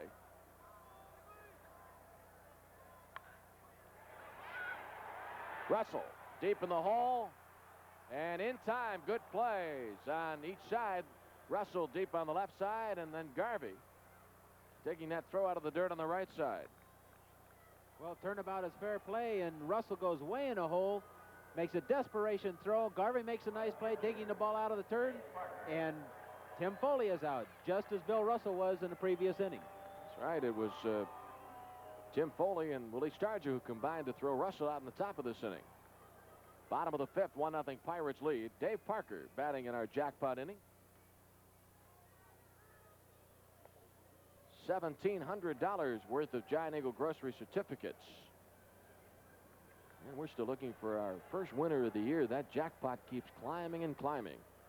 Parker 1 for 2. He's capable of cashing in the jackpot.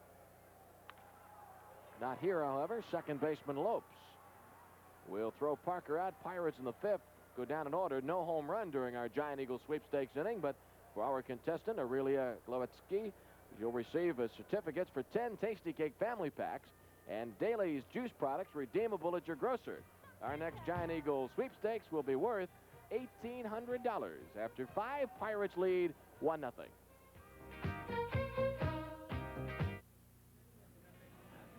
Light beer? Make mine natural light. Hey, Cat Food Hunter, I thought you pitched that other light beer.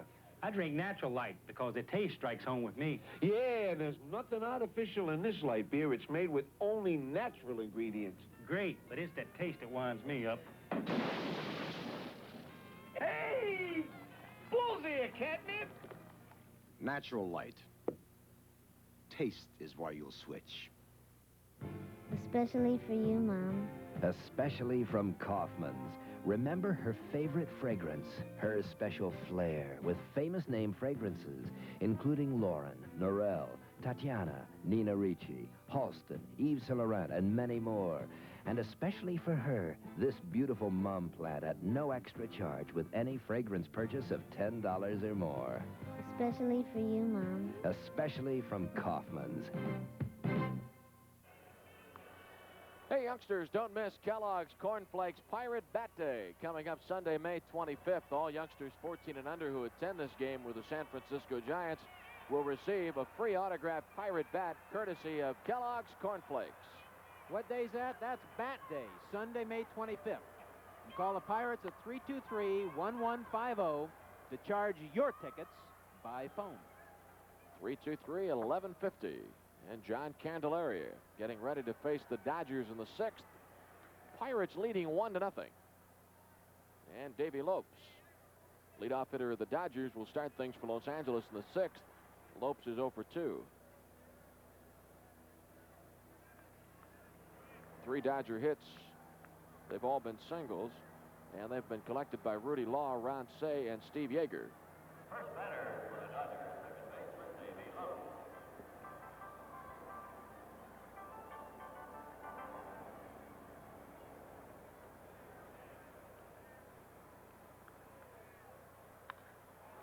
Base hit left field.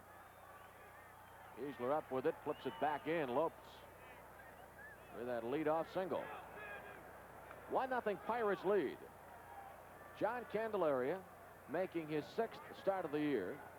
In Candy's last 3 starts, he's gone to the 9th inning. He's pitched 9 innings.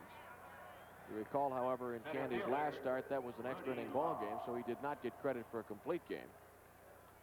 Here's Rudy Law.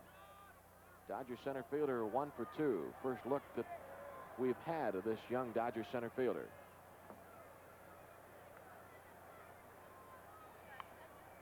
And bunts it foul, strike one. Reminds me a lot of in the batting box as far as his stance. A lot of Rod Carew. Rod Carew likes to pick up that front foot, has his arms way away from the body, spread out quite a bit at the plate, and the way that he just tried to bunt was very reminiscent of a Carew, who is one of the best bunters in all of baseball. Dodgers with 6 rookies on their 1980 roster, and Rudy Law is one of the 6. Madlock up close at third. Lopes started to go, but he stopped. And it's strike 2 called on Rudy Law.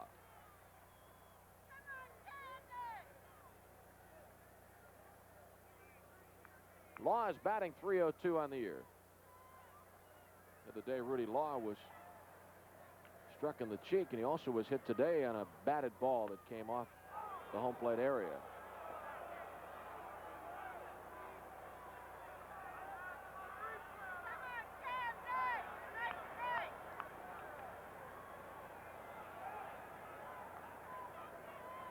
Top of the 6th, Pirates leading 1-0. And Candelaria with a nonchalant toss to first base. Davey Lopes has 4 stolen bases this year.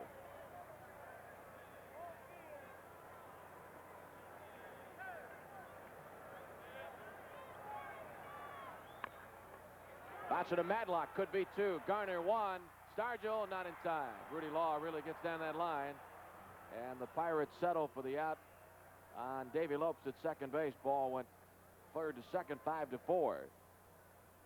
Well, it's that time of the ball game now to join in with our fans. A regular part of our broadcast, our trivia question. Oh, this one's easy. Who was the last Pirate to hit for the cycle? Who was it against and when? Last Pirate to hit for the cycle. That means record a single, double, triple, and home run in the same game. What team was it against and when was it? And it doesn't have to be in that order. It can be jumbled up anyway, a home run or a single, just so that you end up with. Yeah, it doesn't have to be in ascending or descending order. 1 on, 1 out. We'll have the answer for you in the bottom half of this inning.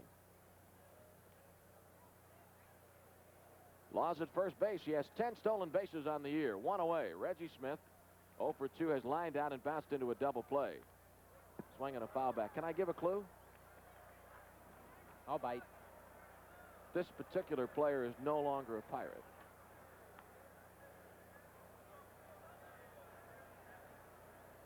I know who it is.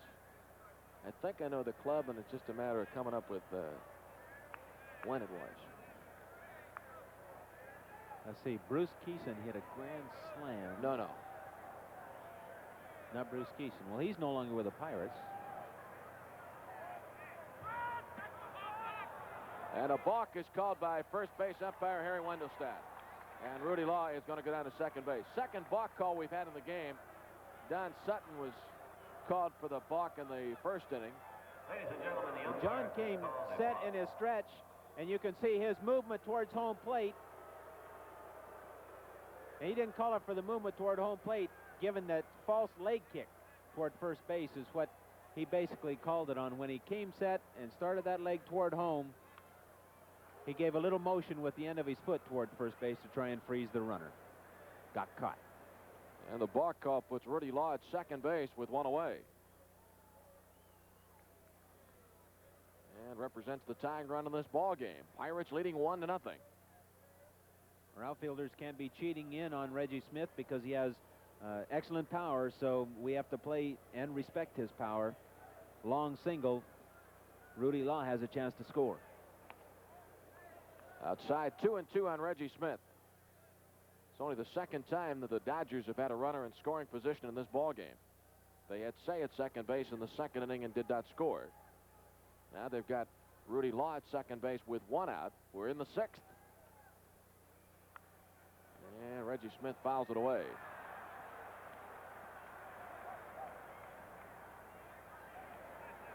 Pirate Parrott had a great chance to handle that souvenir. He fumbled it, then tried to make a diving recovery and fumbled it again. That winter weight is not wearing too well on the Parrot. Went to too many Parrot barbecues over the winter. That's how he put all that weight on. Here's the stretch by Candelaria, the 2-2 pitch. Watch out. Inside sits Reggie Smith down. Just in case he was looking for a pitch low and away, it was just a little reminder only to think out there. Don't go out there. And I'll tell you, it was right up in the thinking zone. As says, get down, baby, get down, because here it comes. Reggie Smith, come on down. That's 3-2 now, and Smith with first base open and one away. Garvey's on deck. And Smith is on. Second walk issued by Candelaria. Reggie Smith. First baseman, Steve Garvey. At first base. Rudy Laws at second, one away, top of the sixth. Pirates leading 1-0. It's been a 1-0 ball game since Willie Stargell's RBI single in the first inning. Here's Garvey. He's 0 for 2. Garvey always been an excellent RBI man, likes to hit in situations like this when the game is basically on the line. Candy didn't want to walk Reggie Smith because he represents the go-ahead run. And the first pitch to Garvey is a strike on the outside corner. Steve Fields is the home plate umpire.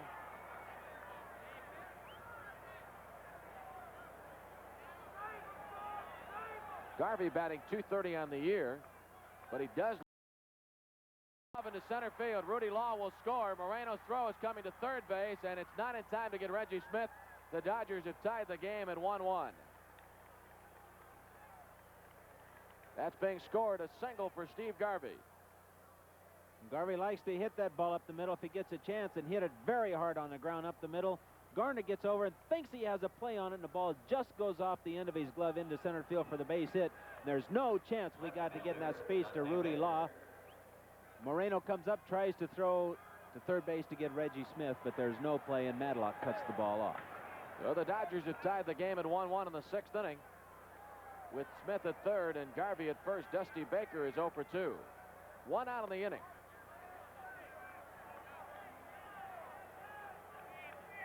Hey, Garvey does it again. Now Garvey with 21 RBIs, leading the National League in that run batted in column. Madlock. Garner at second, one on the Stargell double play. Bill Madlock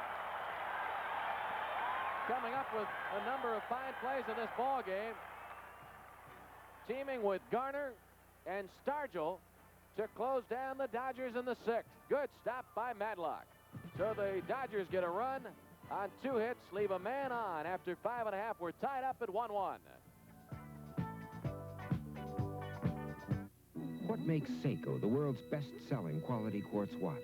The ultra-thin elegance of Seiko's classic styling? Or is it the rich perfection of every detail? Or Seiko technology that created the first analog quartz alarm? What makes Seiko the best-selling quality quartz watch? Maybe it's simply the best. So give him Seiko, first in quality quartz, time after time after time. Seiko watches available at Eggers Jewelers in Coriopolis. Okay, let's juice it up, you guys. Put more fruit on line 3. Daly's fresh fruit-flavored concentrate. 1 gallon makes 6 gallons of delicious juice drink. And Daly's makes 7 different flavors of concentrate. Orange, grape, lemon, cherry, lemon lime, fruit punch, and orange lemon. So you have a whole rainbow to choose from. Try them in the gallon or 22-ounce size. There's a Daily treat for everyone.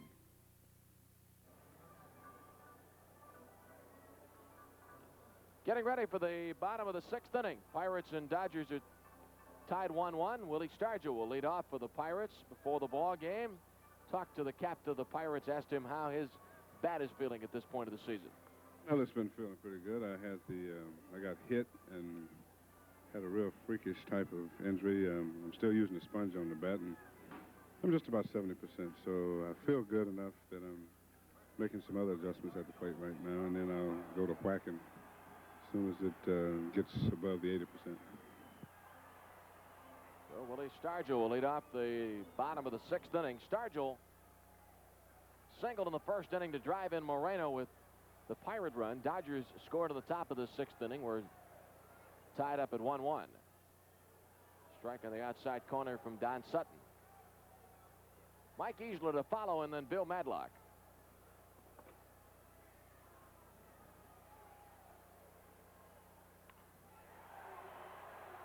Right center field. And caught on the run by Reggie Smith.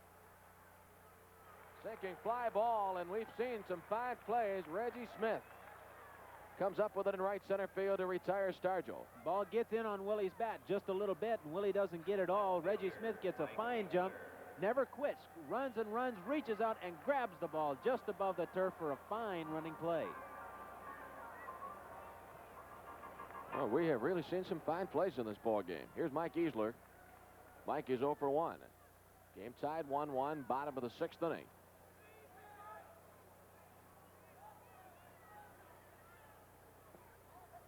All right, Nellie, I want to get your answer to the trivia question. We want to know, what was the last Pirate to hit for the cycle, against whom, and what year? I got my answers written down here. Okay. How about Rennie Stennett? Yeah. That's wrong, but go ahead. Well, good. Then I'll give you the other 2 wrong answers. When he got 7 hits in a doubleheader, he had to go for the cycle that time. And that had to be 2 years ago. Center field. Law makes the catch right up against the doorway in center. Mike Easler gave it quite a ride. Wait a minute, let me give the answer now. Before we give it to the audience, we'll watch the replay here. Mike Easler. Easler hits it deep to center field. And Rudy Law, rookie center fielder, follows the Reggie Smith catch on Stargell's fly ball, and Rudy Law go right back to the fence. All right, I'm going to give my answer. Richie Zisk against the Giants in 1974. You're going back too far. Oh, I guess that's what makes it trivia. Madlock flies to center field, and Rudy Law makes the catch. So Don Sutton sets down the Pirates 1-2-3 again. And after 6 innings of play, it's the Pittsburgh Pirates 1 and the Los Angeles Dodgers 1. Introducing a motor oil for the 80s. New SF quality Uniflow from Exxon. It works here, under the tremendous heat and pressure of today's engine. New Uniflow protects so well, it actually exceeds the newest and toughest standard of the American Petroleum Institute. And it was proven in tests to stretch an average of 15 extra miles from a tank of gas. Change to New Uniflow and join the drive for better mileage.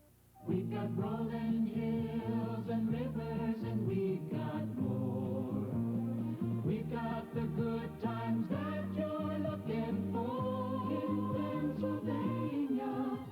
For a free guide to a great Pennsylvania vacation, call this toll-free number, 'cause this year... You've got a friend in Pennsylvania. You've got a friend. Tonight, see television's most comprehensive weather service on TV2. A new era in forecasting weather with AccuWeather and Color Radar. Chopper 2 stays on top of the news in Pittsburgh. The next 3 innings are sponsored in part by the Pennsylvania Lottery. And in part by Wendy's Old-Fashioned Hamburgers, where the hamburgers are hot and juicy.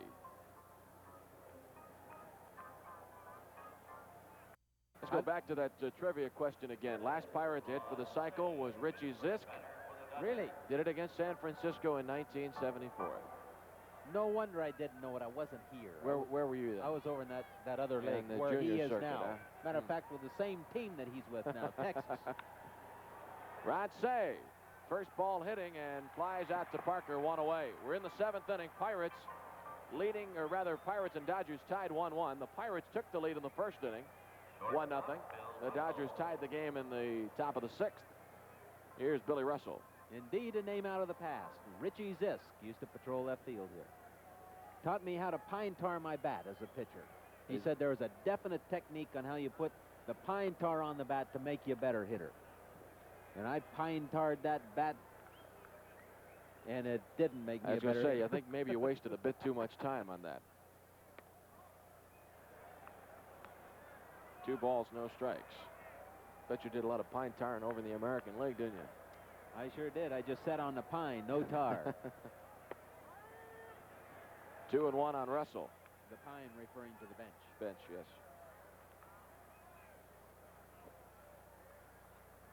Dodgers shortstop hitting in the number 7 spot and grounds it to the Pirate shortstop. Coley to Stargell, 2 away in the 7th inning. By the way, the Cubs were losers this afternoon. Randy Jones pitched a 5-hit shutout over the Cubs at Wrigley Field. Padres won it 4-0. Randy Jones won his 2nd of the year. Willie Hernandez was the Cub loser, and Jerry Turner homered for San Diego in the 8th with nobody on. Here's Steve Yeager.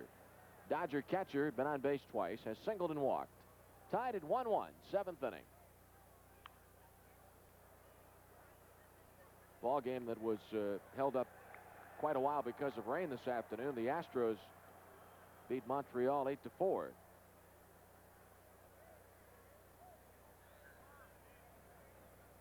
Joe Niekro won his 4th of the year. Ross Grimsley was a loser.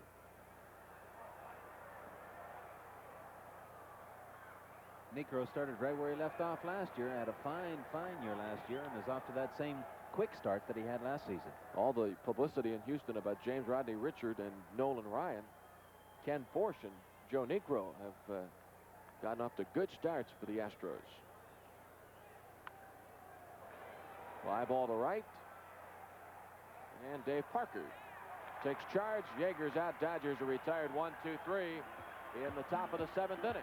So as the fans here at beautiful Three Rivers Stadium rise for the 7th inning stretch, world champion Bucks won and the Dodgers won. Let me give it to you straight. When I play the daily number, I bet straight. It's easy. It's fun.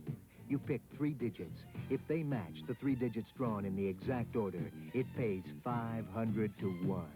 That's $500 for every dollar you bet. Straight. The daily number. Win big. Play it straight. Where you see this sign.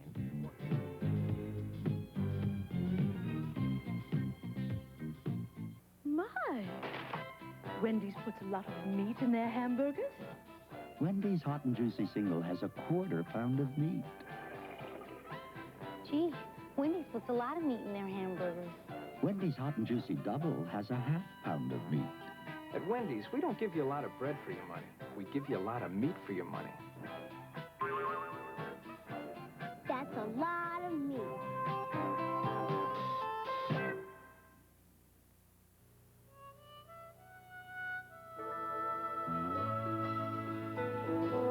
This bud's for everyone who lives the life of the sea. This bud's for you, for all you do. The king of beers is coming through.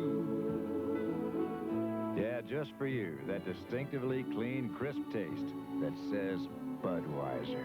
For all you do, this bud's for you.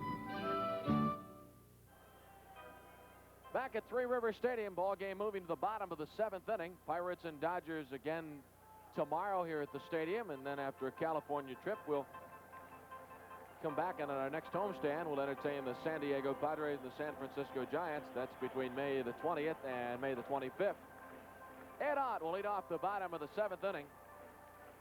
It'll be Ott, Garner, and Candelaria due up. Pirate bullpen is working as we go to the bottom of the 7th. Ed Ott, 1 for 2 in the ballgame.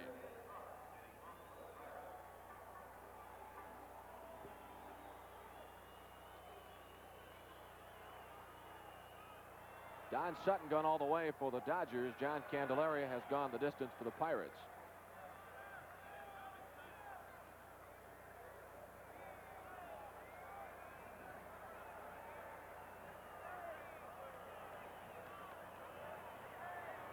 Uh-oh, Ed's seeing things. Yeah, something in front of home plate that is bothering Ed Ott. Little Miss Muffet said to the spider. Hot back of home plate. And it's in the crowd, out of play, 1-1. Now with a new screen here at Three Rivers Stadium. In years gone by, if you sat behind the screen, you couldn't get a souvenir. Well, that's not the case anymore. You've got that new perpendicular screen, goes right straight down to the ground and does not come back to the press box as it had in the past. So fans behind the plate shot at those foul balls, souvenir baseballs. Ground ball to Lopes. And Ott is out, one away. National League tonight, the Reds are leading the Mets 3-0 in the third. Ray Knight hit a 3-run homer for the Reds. Third of the year. Here's Phil Garner. Pirates second baseman is 0 for 1. Ball game tied at 1-1. Don Sutton against John Candelaria, pretty much what we expected. Two outstanding pitchers in the National League.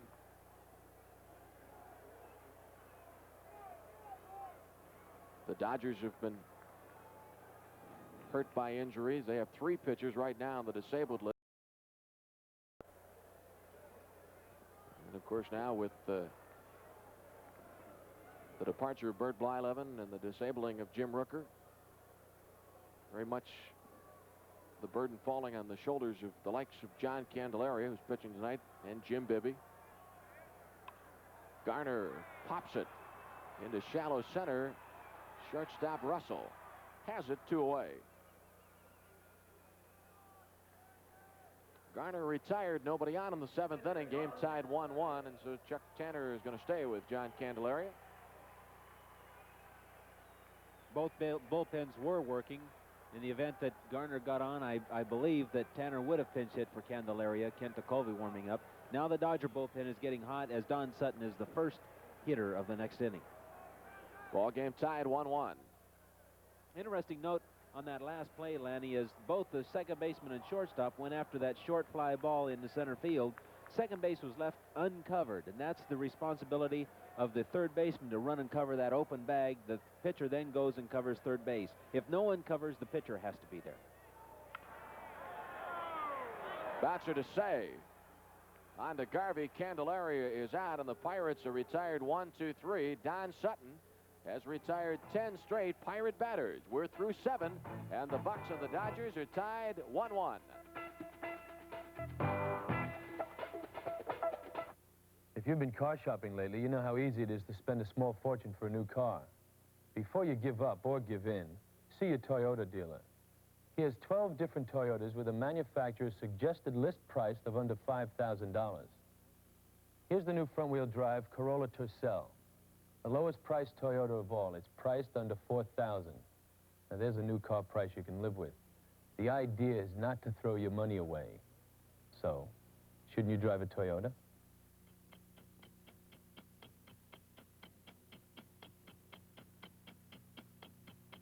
Whether you're going clear across the country or across Pennsylvania, the time to go is every weekday after 5. Because every weekday at 5 o'clock,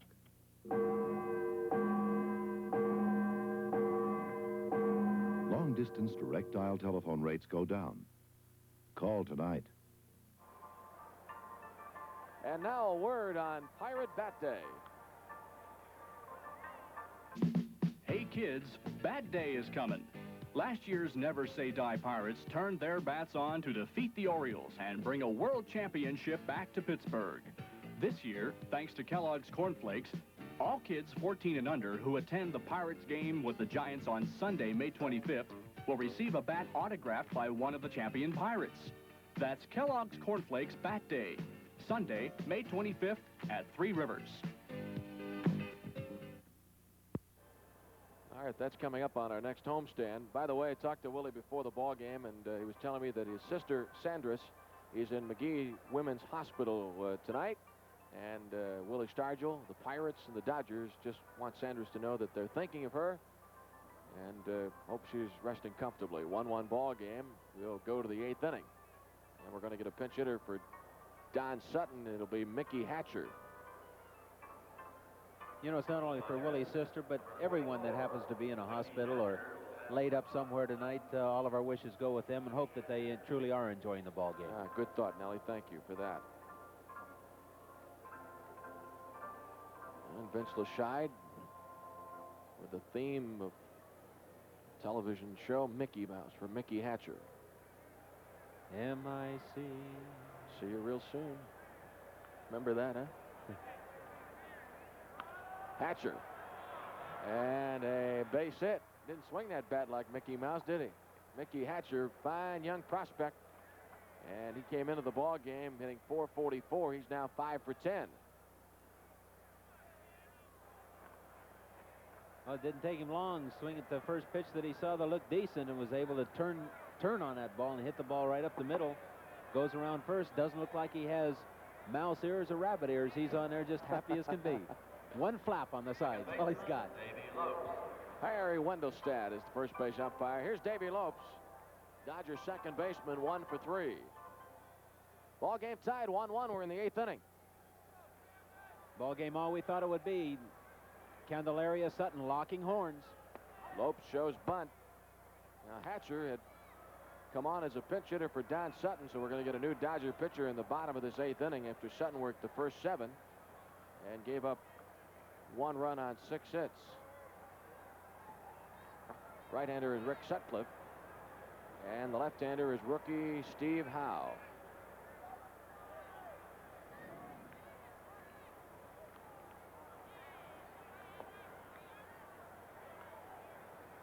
Game tied at 1-1, 8th inning. Stargell plays the Lopes bunt, throws to Garner. On the sacrifice goes 3-4. And Mickey Hatcher moves down into scoring position.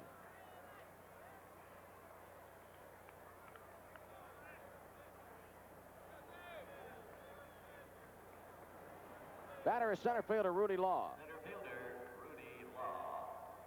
Law is 1 for 3 in the ball game, and batting .299 on the year.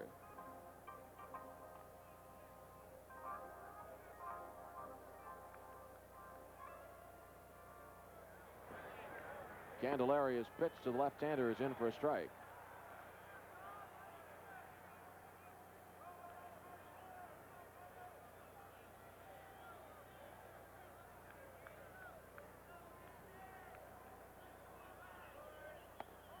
And it's up high, 1-1. Batting Rudy Law in the number 2 spot. And batting here in the 8th inning with Hatcher at second base and 1 out.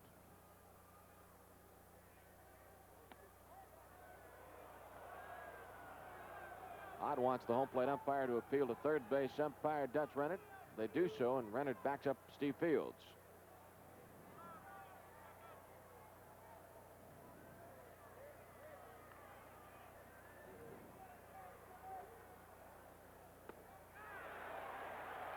Two balls and 2 strikes on Rudy Law.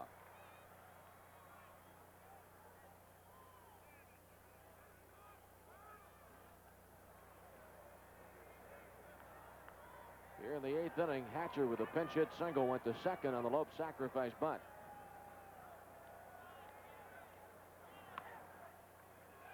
Ground ball to Foley. On to Stargell. Law is out. 2 away, and Hatcher moves over to third. Good pitch by Candelaria. Got it right in on Law's hands. That was not the long arm or the long hand of the Law, if you know what I mean by that. But Gotcha. saw that ball off, and Foley was very fortunate he stayed with that ball because it had a lot of reverse English on that ball, and if he doesn't stay with it, that's an easy ball to misplay. Foley throws Law out, and Reggie Smith, the batter, with a runner at third and 2 outs in a 1-1 ball game. Hatcher had thought of breaking for the plate, but then realized that the ball was right there to the right of Ed Ott. So Mickey Hatcher represents a go-ahead run in a 1-1 ball game, and what a whale of a ball game we've got going here at Three Rivers.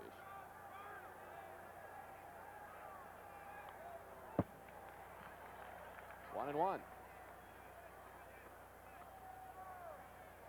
Doesn't make any difference whether Candy pitches to this guy or the next guy. He has to pick his poison because behind Reggie Smith is Steve Garvey and Dusty Baker, so he might as well go ahead and try and get Reggie Smith in this situation and not pitch around him at all. Popped up. Ott coming back to the screen, but it's back into the seats, out of play.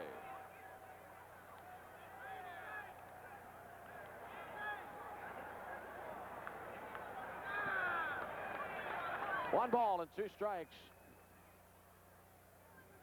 on Reggie Smith with Mickey Hatcher at third and 2 away. Ball game in the 8th inning.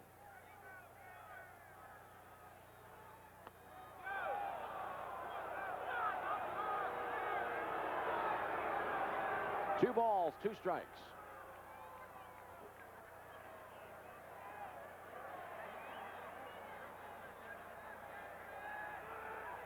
Struck him out. Candelaria comes up with a big punch shot with a runner on the front door. Strikes out the ever-dangerous Reggie Smith. So the Dodgers fail to score in the 8th inning. 1 hit, 1 left on after 7.5. Pirates 1, Dodgers 1.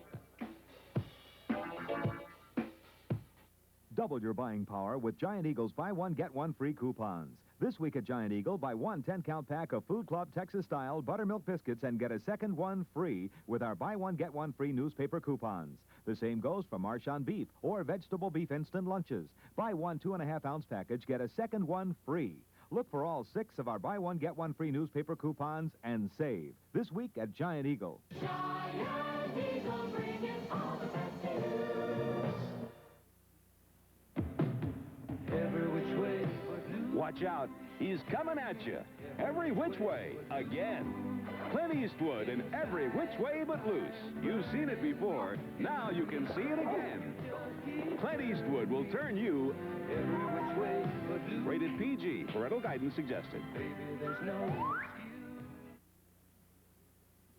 Starts Friday at a theater or drive-in near you.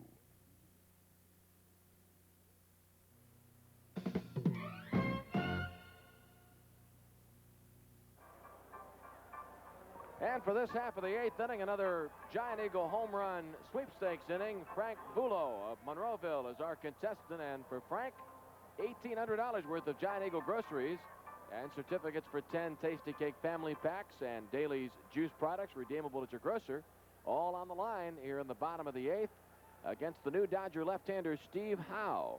The numbers on Howe, he's making his 10th appearance of the year, all in relief. 1 win, no losses, 3 saves, and an ERA of 3.75. This is one of the reasons why the Dodgers have gotten off to that good start. According to manager Tom Lasorda, this young kid, young rookie, has been able to come in, throw strikes out of the bullpen, and do some kind of job for him. And as is the key with the Pirates, outstanding bullpen, so it's the same key with the Dodgers this year. They need that strong relief help out of the bullpen if they're indeed going to challenge for another championship. Omar Moreno will be leading off the bottom of the 8th, game tied at 1-1. Omar will step in 1 for 3 in our jackpot inning, batting for Frank Bulow.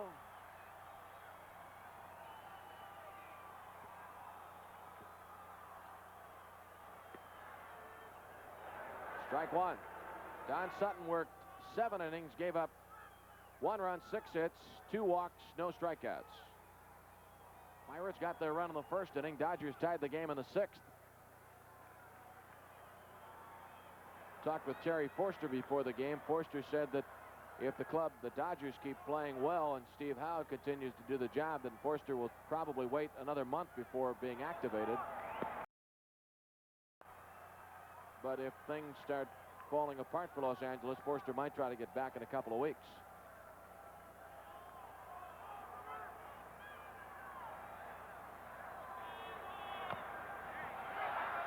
Howe off the hill and flips to Garvey. Moreno's out 1 away. Pitcher to first baseman. Young fellow got off the mound very well that time. A nice high chopper, and he knows that Omar can fly down that line. Bounced off the mound very well and made a nice, fine running catch, and then fed Steve Garvey with a ball. A nice play, good pitching and fielding fundamentals by the young left-hander. Tim Foley 2 for 3, a pair of singles, and Tim was also robbed of a base hit in the 5th inning, and a good play by Dodger shortstop Bill Russell. 1-1 game, last half of the 8th inning. And it's inside, ball 1. I'm sure our situation, Lanny, is much the same as the Dodgers. As long as our pitching staff is doing well, we're not going to try and rush a Rick Rhoden, for instance, at our Portland ball club to get him back here quickly. But if things do fall apart, we might try and bring him back a little quicker than we would anticipate. Pirates did go to the Portland Ball Club for Pascal Perez, and Perez will pitch tomorrow night in a starting assignment against the Dodgers. 3-0 to Foley. Tim batting with nobody on and one away. Foley's batting average .268. Facing the young left-hander of the Dodgers, Steve Howe. Strike, 3-1. Howe has been taught well coming in out of the bullpen. Your first objective when you come in out of the bullpen is to get the first hitter out. That's your main objective in the inning. That way a double play always takes you out of the inning. Strike 2. Tim doing a little play acting at the plate, trying to get that fourth ball called, but those balls are over the plate. Left center field. Law won't get to it. It drops in the gap. Foley heading for second. Here's Baker's throw, and it is not in time. A one-out double to left center field for Tim Foley. Representing a go-ahead run in this 1-1 ball game. Foley is in scoring position for the big guns. And Tim's hot with that short bat of his. Gets a ball that he can drive. 3-2. There's a count on him, and drive it he does. Law seems to come out of nowhere, but can't get the glove on the ball. Dusty Baker backing up the play. Makes a strong throw into second base, but Foley pulls in with a stand-up double. His third hit of the ball game. And now Chuck Tanner's going to go to his bench for a pinch runner, Matt Alexander. Alexander is playing in his fourth game. Fourth time he's been used as a pinch runner. 2 of the previous 3 appearances, Alexander scored winning runs. Last time out, Matt scored a tying run. Parker, the batter, Dave, 1 for 3 in our jackpot inning. Parker batting for Frank Bulow. $1,800 on the line, and Parker fouling the first pitch off for a strike.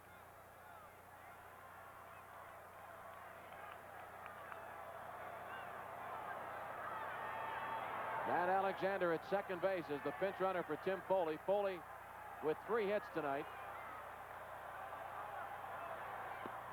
Strike 2.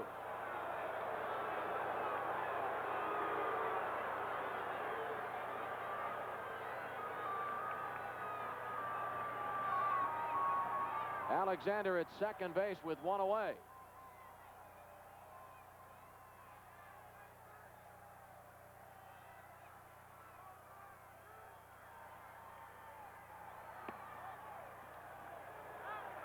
One ball and 2 strikes on Parker. Stargell's on deck. Dave Parker, 18 stolen bases, or 18 RBIs rather. Alexander at second base, 1 away.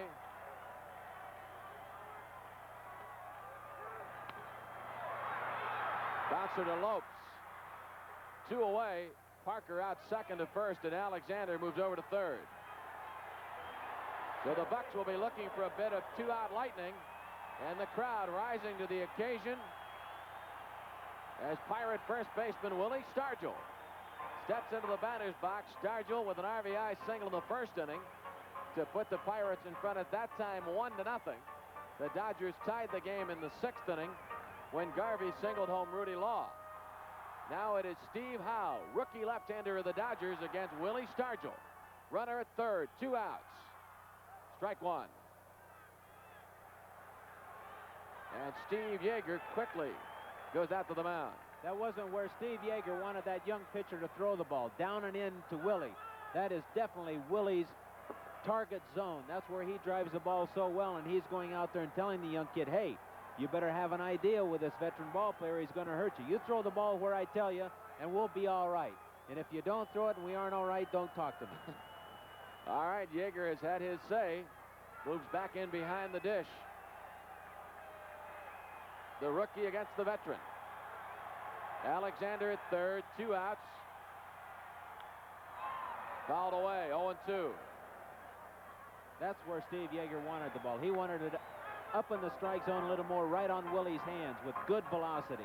That was a much better pitch. Willie has trouble getting the bat through on that pitch that's right on his hands.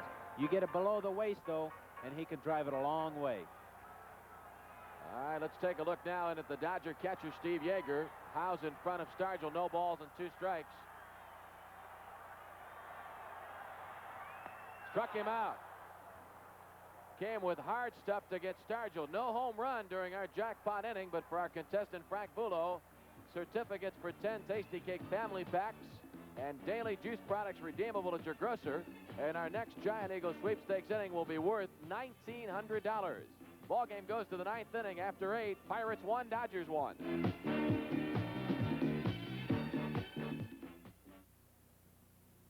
She's paying her bills with Mellon Bank's payment phone. Hello, Mellon Bank.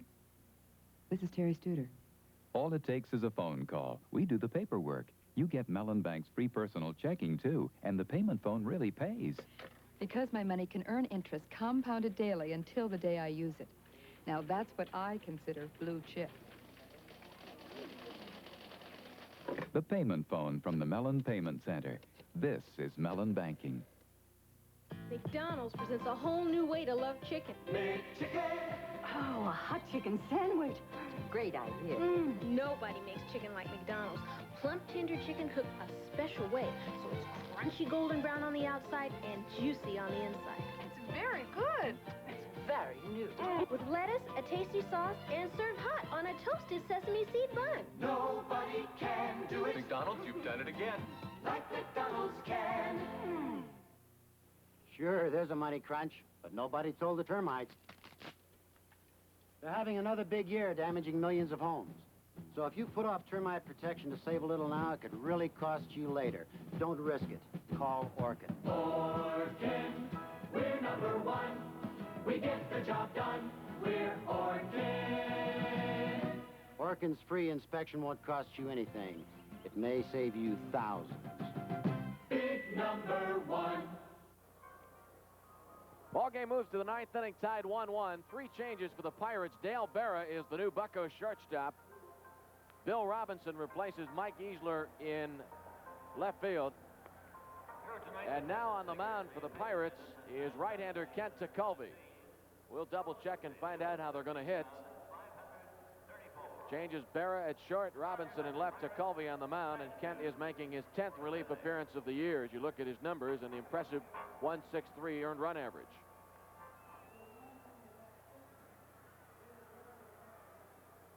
We've just gotten word that Bill Robinson will bat 5th in the Pirate lineup. Tekulve will bat 2nd, and Dale Berra will bat 9th. And Steve Garvey leads off the 9th inning for Los Angeles.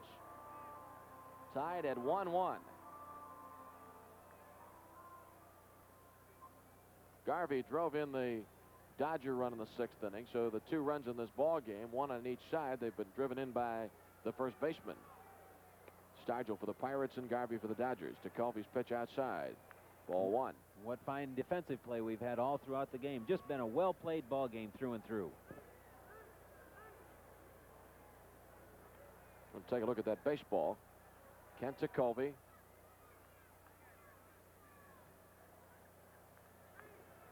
Making his 10th appearance of the year, so he's been in 10 of our first 21 games. Got a tough act to follow tonight. Candy was just outstanding tonight, taking over the leadership on that staff, was able to go through, had 8 innings pitched, just gave up 6 hits, struck out 2, walked 2, gave up only the 1 run. Leaves with a no decision, but what a performance by John Candelaria. Pitch is inside to Garvey, and it's 2-0. Garvey, Baker, and Say batting here in the 9th inning. There's a strike, 2-1. Just want to go back. Candelaria's last 4 starts, 35 innings. Candy has pitched in his last 4 starts, and he's given up only 5 earned runs. Fouled off. So just quickly, that's just over 1 earned run a ball game for 9 innings of work. If you were able to throw out that 1 ball game where he had early trouble, he would just be outstanding. Yeah, the 1 game against the Cardinals here at Three Rivers on the 17th of April. There's a comebacker to the mound. the rubber band man fires on to Stargell, and Garvey is out one away.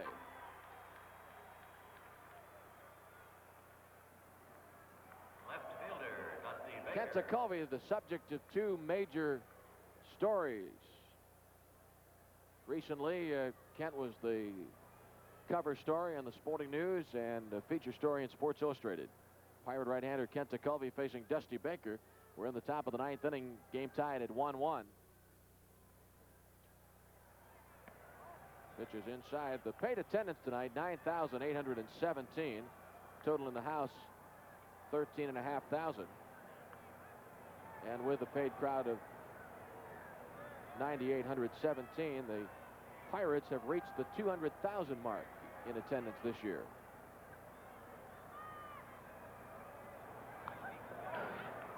Fouled back 1-1. The earliest previous time that the Pirates had reached 200,000 was the 14th opening back in 1973. This ball game tonight against the Dodgers is only the 12th Pirate home game of the year.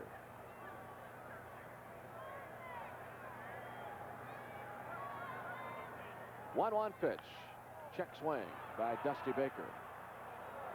You know, as you mentioned, with Kent being on the cover of the Sporting News, the players always feel that that's a real jinx. Anytime that you get your picture put on the front of Sporting News, then bad things happen for a period of time. And I'm sure that that's been brought up to Kent, but he doesn't pay much attention to those things. He's not a very superstitious guy.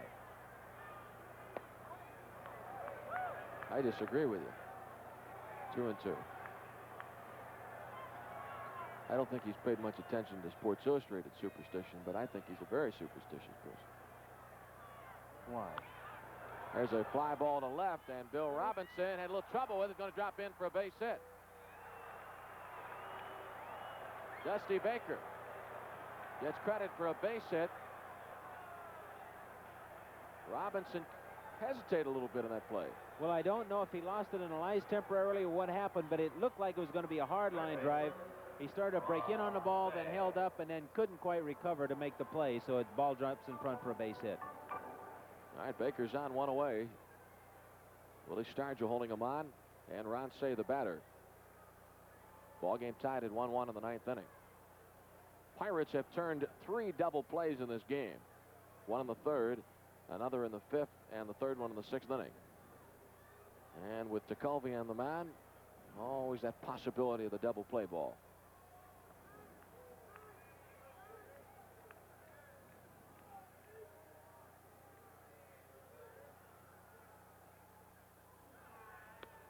Outside ball one. Just to follow up on that superstition point, Nellie. You remember we talked about the great strawberry caper in the World Series of last year. Tekulve went to this restaurant in Baltimore, got strawberry shortcake, and pitched well in game 2, then did not pitch well in games 3 and 4. Sure enough, as soon as he got back to Baltimore, he went to that restaurant again, had the shortcake, and pitched well again. Madlock, Garner, 1, Stargell, double play. Yes. Combine as Tekulve gets Cey and deuces him into tapping that double play ball. Madlock to Garner at second base for the force out on Baker, and then Garner to Stargell to complete the double play. So the Pirates with 4 double plays through the first 9 innings. We go to the bottom of the ninth, and it's still tied. Pirates 1, Dodgers 1.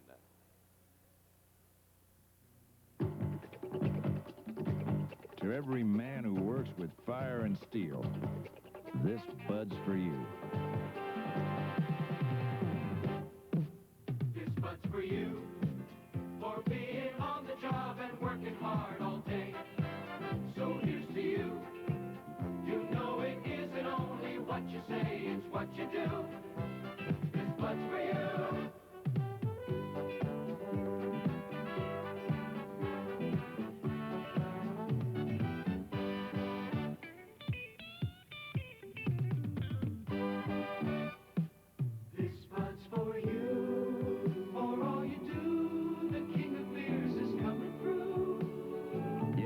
For you, that distinctively clean, crisp taste that says Budweiser. Hey, this Bud's for you.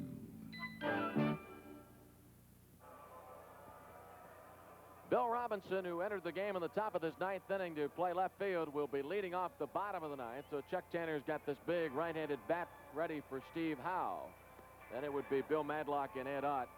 Just want to follow up on that DeColvey story one more time by saying that, you know, Nellie, when Kent went back to Baltimore and went to this special restaurant in Baltimore and again had the strawberry shortcake, pitched well in Game 6. That was the game that he combined with Candelaria to get the shutout, and then went back again the next day, the afternoon of Game 7, and had the strawberry shortcake again, and of course was the final pitcher on the mound when Pat Kelly hit the fly ball to Moreno in left center to give the Pirates the World Championship. I think I'd have done the same thing. Yeah. Under those circumstances, that type of pressure and the stakes that are on the line, or strawberries that are on the line, either way. Steve Howe facing Bill Robinson in the bottom of the ninth in a 1-1 ball game. Bill Robinson batting .295 on the year. Pretty good pitch. 0-2. Good movement on the fastball. It was down and away from Robinson. Ball tailed very well.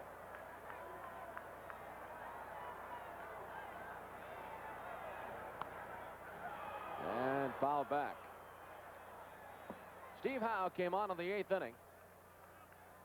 Retired 3 of the 4 batters that he faced and got Stargell on strikes in a big situation.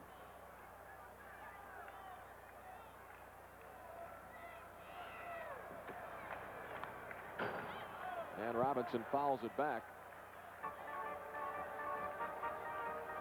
You know, Howe wasn't very pleased with where he put that pitch. He got away with a mistake there. Way ahead of the hitter, 0-2, and threw one right up in his eyes where the hitter has a chance to drive the ball. Just happened to have enough on it where the ball was just fouled back, but he has to have a little more concentration when he's ahead of the hitter. 2-strike pitch. And Robinson gets a piece of it, fouls it off. Bottom of the 9th inning, game tied 1-1. It was initially a battle between Don Sutton and John Candelaria. Now it's a battle between Kent DeColvey and Steve Howe. And Bill Robinson continues to spoil the pitches of Steve Howe, fouling it back on the screen.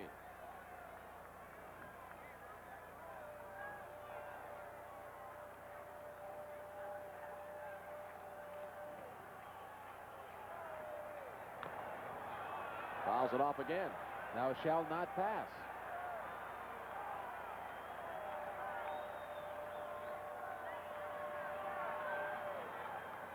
Third baseman Say guarding the line here in the bottom of the 9th inning, and first baseman Garvey doing likewise on the right side.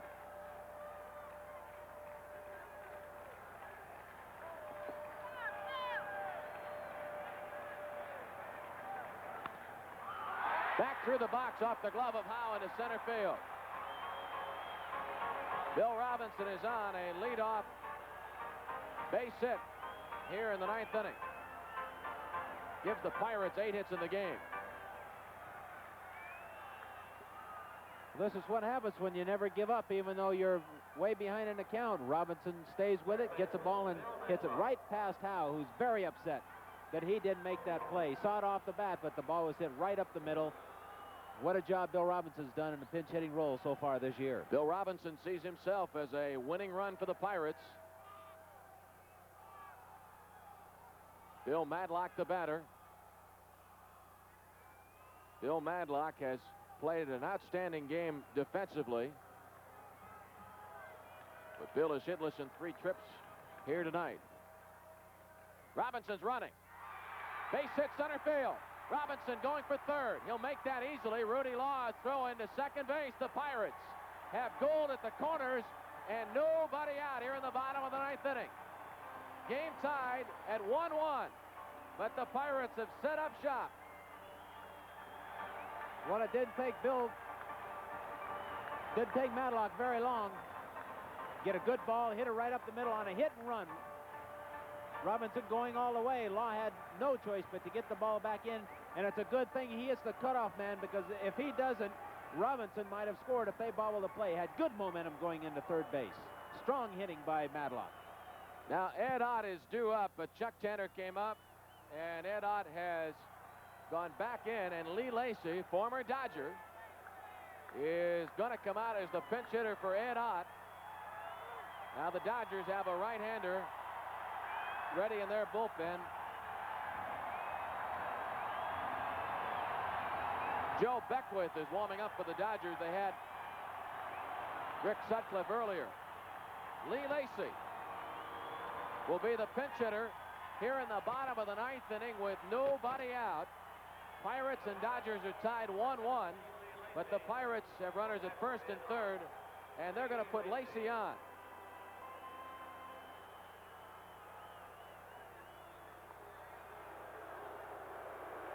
Tommy Lasorda, Dodger manager, has ordered the intentional walk to Lacy to load the bases.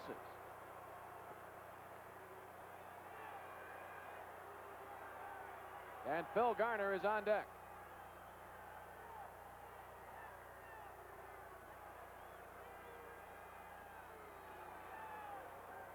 Here in the ninth inning, Bill Robinson, after fouling off numerous pitches, jumped on an 0-2 pitch and singled back through the box. Then with Robinson running, Madlock singled to center, moving Robinson to third. And now the intentional walk to Lacy will move Madlock down to second base with Robinson at third. Tommy Lasorda started out, but then stopped and is making his way back to the dugout. It could be he's trying to buy time for Beckwith.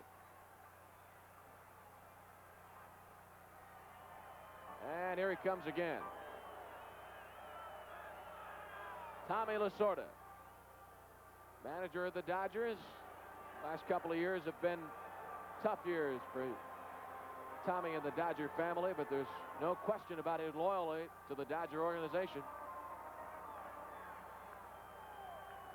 Right, he's wearing the color of his blood. His blood is Dodger blue. There's Joe Beckwith. And Tommy Lasorda wants the right-hander Beckwith to come on with the bases loaded and nobody out here in the ninth inning.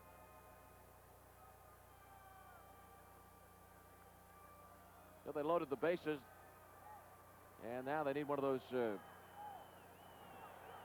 home plate to first base double plays. Well, foremost in your mind is what you want is, number one, you want the strikeout. Now, if you can possibly get it, and then a double play, or you'll take the double play and some outs. But his job right now coming in, there's no room, Pirates on every base. His job coming into the game is to go one-on-one with Phil Garner and go for the strikeout. All right, let's think about Chuck Tanner now. You've got one left-handed bat in your bench, and it's John Milner. You've got Garner due up now with Berra on deck and then Moreno. Would you go with Garner here and maybe use Milner for Berra if it goes that far? Well, he possibly can. Garner is a good contact hitter. You want a hitter up there that's not going to strike out very much. Beckwith is an overpowering type of young pitcher. So Phil has been excellent in this position. He's always been able to put the bat on the ball, and he's been an excellent clutch hitter in the past. So Phil is the right man in this situation. I would stay with him and see what would happen. If they go with one out, then you might have to go with a Milner hitting for Berra. Joe Beckwith coming on to make his 5th appearance of the year. He has 2 wins, no losses, no saves. All 5 of the appearances for Beckwith have been out of the Dodger bullpen. Joe Beckwith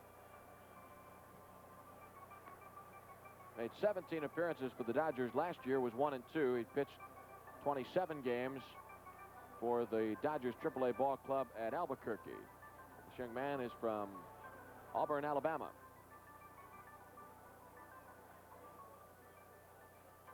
Right now, the game is in the hands of opposing number 27s. Beckwith of the Dodgers and Tekulve of the Pirates as you look into the Pirate dugout.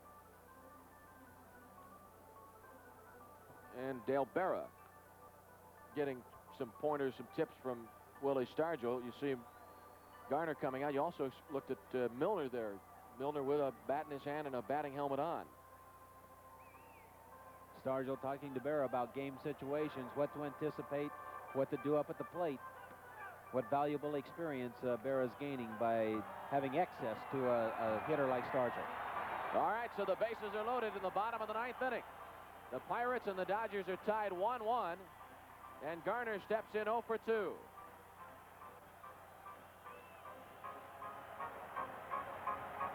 Bases are loaded with Pirate gold. Garner batting .333 on the year. He has 11 runs batted in. Dodger outfield has to come in within striking distance. Anything hit deep is going to be the difference in this game. There's strike one. Tapped down the third base line. They sure didn't take Steve Yeager long to run out and tell Beckwith, hey, come on, you have to have a better idea here. We're going for a strike or to that double play, so you got to have an idea now. See Lacey at first. Just intentionally walked. Bill Robinson at third. Bill Madlock at second base. That's the young right-hander Beckwith on the mound. There's the important runner for the Pirates, Bill Robinson. With the bases loaded, infield is in. Up high, 1-1. Hey, Lasorda's not afraid to put these young rookies in these pressure cooker situations. Run them out there. I should say not. Steve Howe was his reliever for Don Sutton. Now it's rookie Joe Beckwith. Bouncer. Yeah. Base hit. Pirates beat the Dodgers. Bill Robinson scores from third on the high bouncing ball off the bat of Phil Garner. And the Pirates defeat the Los Angeles Dodgers. There was no doubt about it. Phil Garner hit the high bouncing ball up over the head of shortstop Bill Russell. With the infield drawn in, up over Russell's glove into left center field, and Robinson scores easily. The Pirates getting the winning run in the bottom of the ninth inning. The final score from Three Rivers Stadium, the Pirates 2 and the Dodgers 1.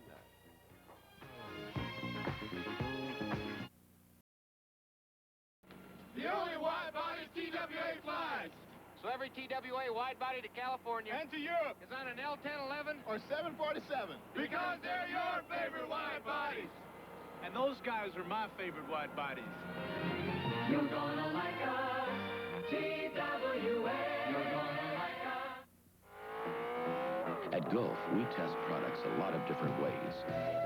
In 1968, we put regular Gulf products into a racing car and won 2 world championships. That experience has helped us produce products that are tough, reliable, even products that can save you gas. So when you want to go a long way, come to Gulf for products that have been there. Golf, golf, golf. Drive with experience.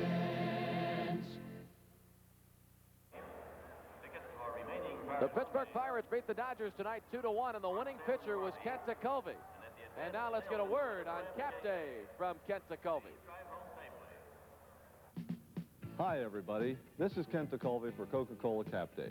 Thanks in part to the 1979 World Series, wherever the Pirates go, people know us by the caps we wear. Now, all our fans can be known by our cap, too. Everyone who attends our Sunday, June 1st game with the Mets will receive a free black cap like the ones we'll be wearing. That's Cap Day, June 1st, when everybody gets a cap and a smile from Coke and the Pirates.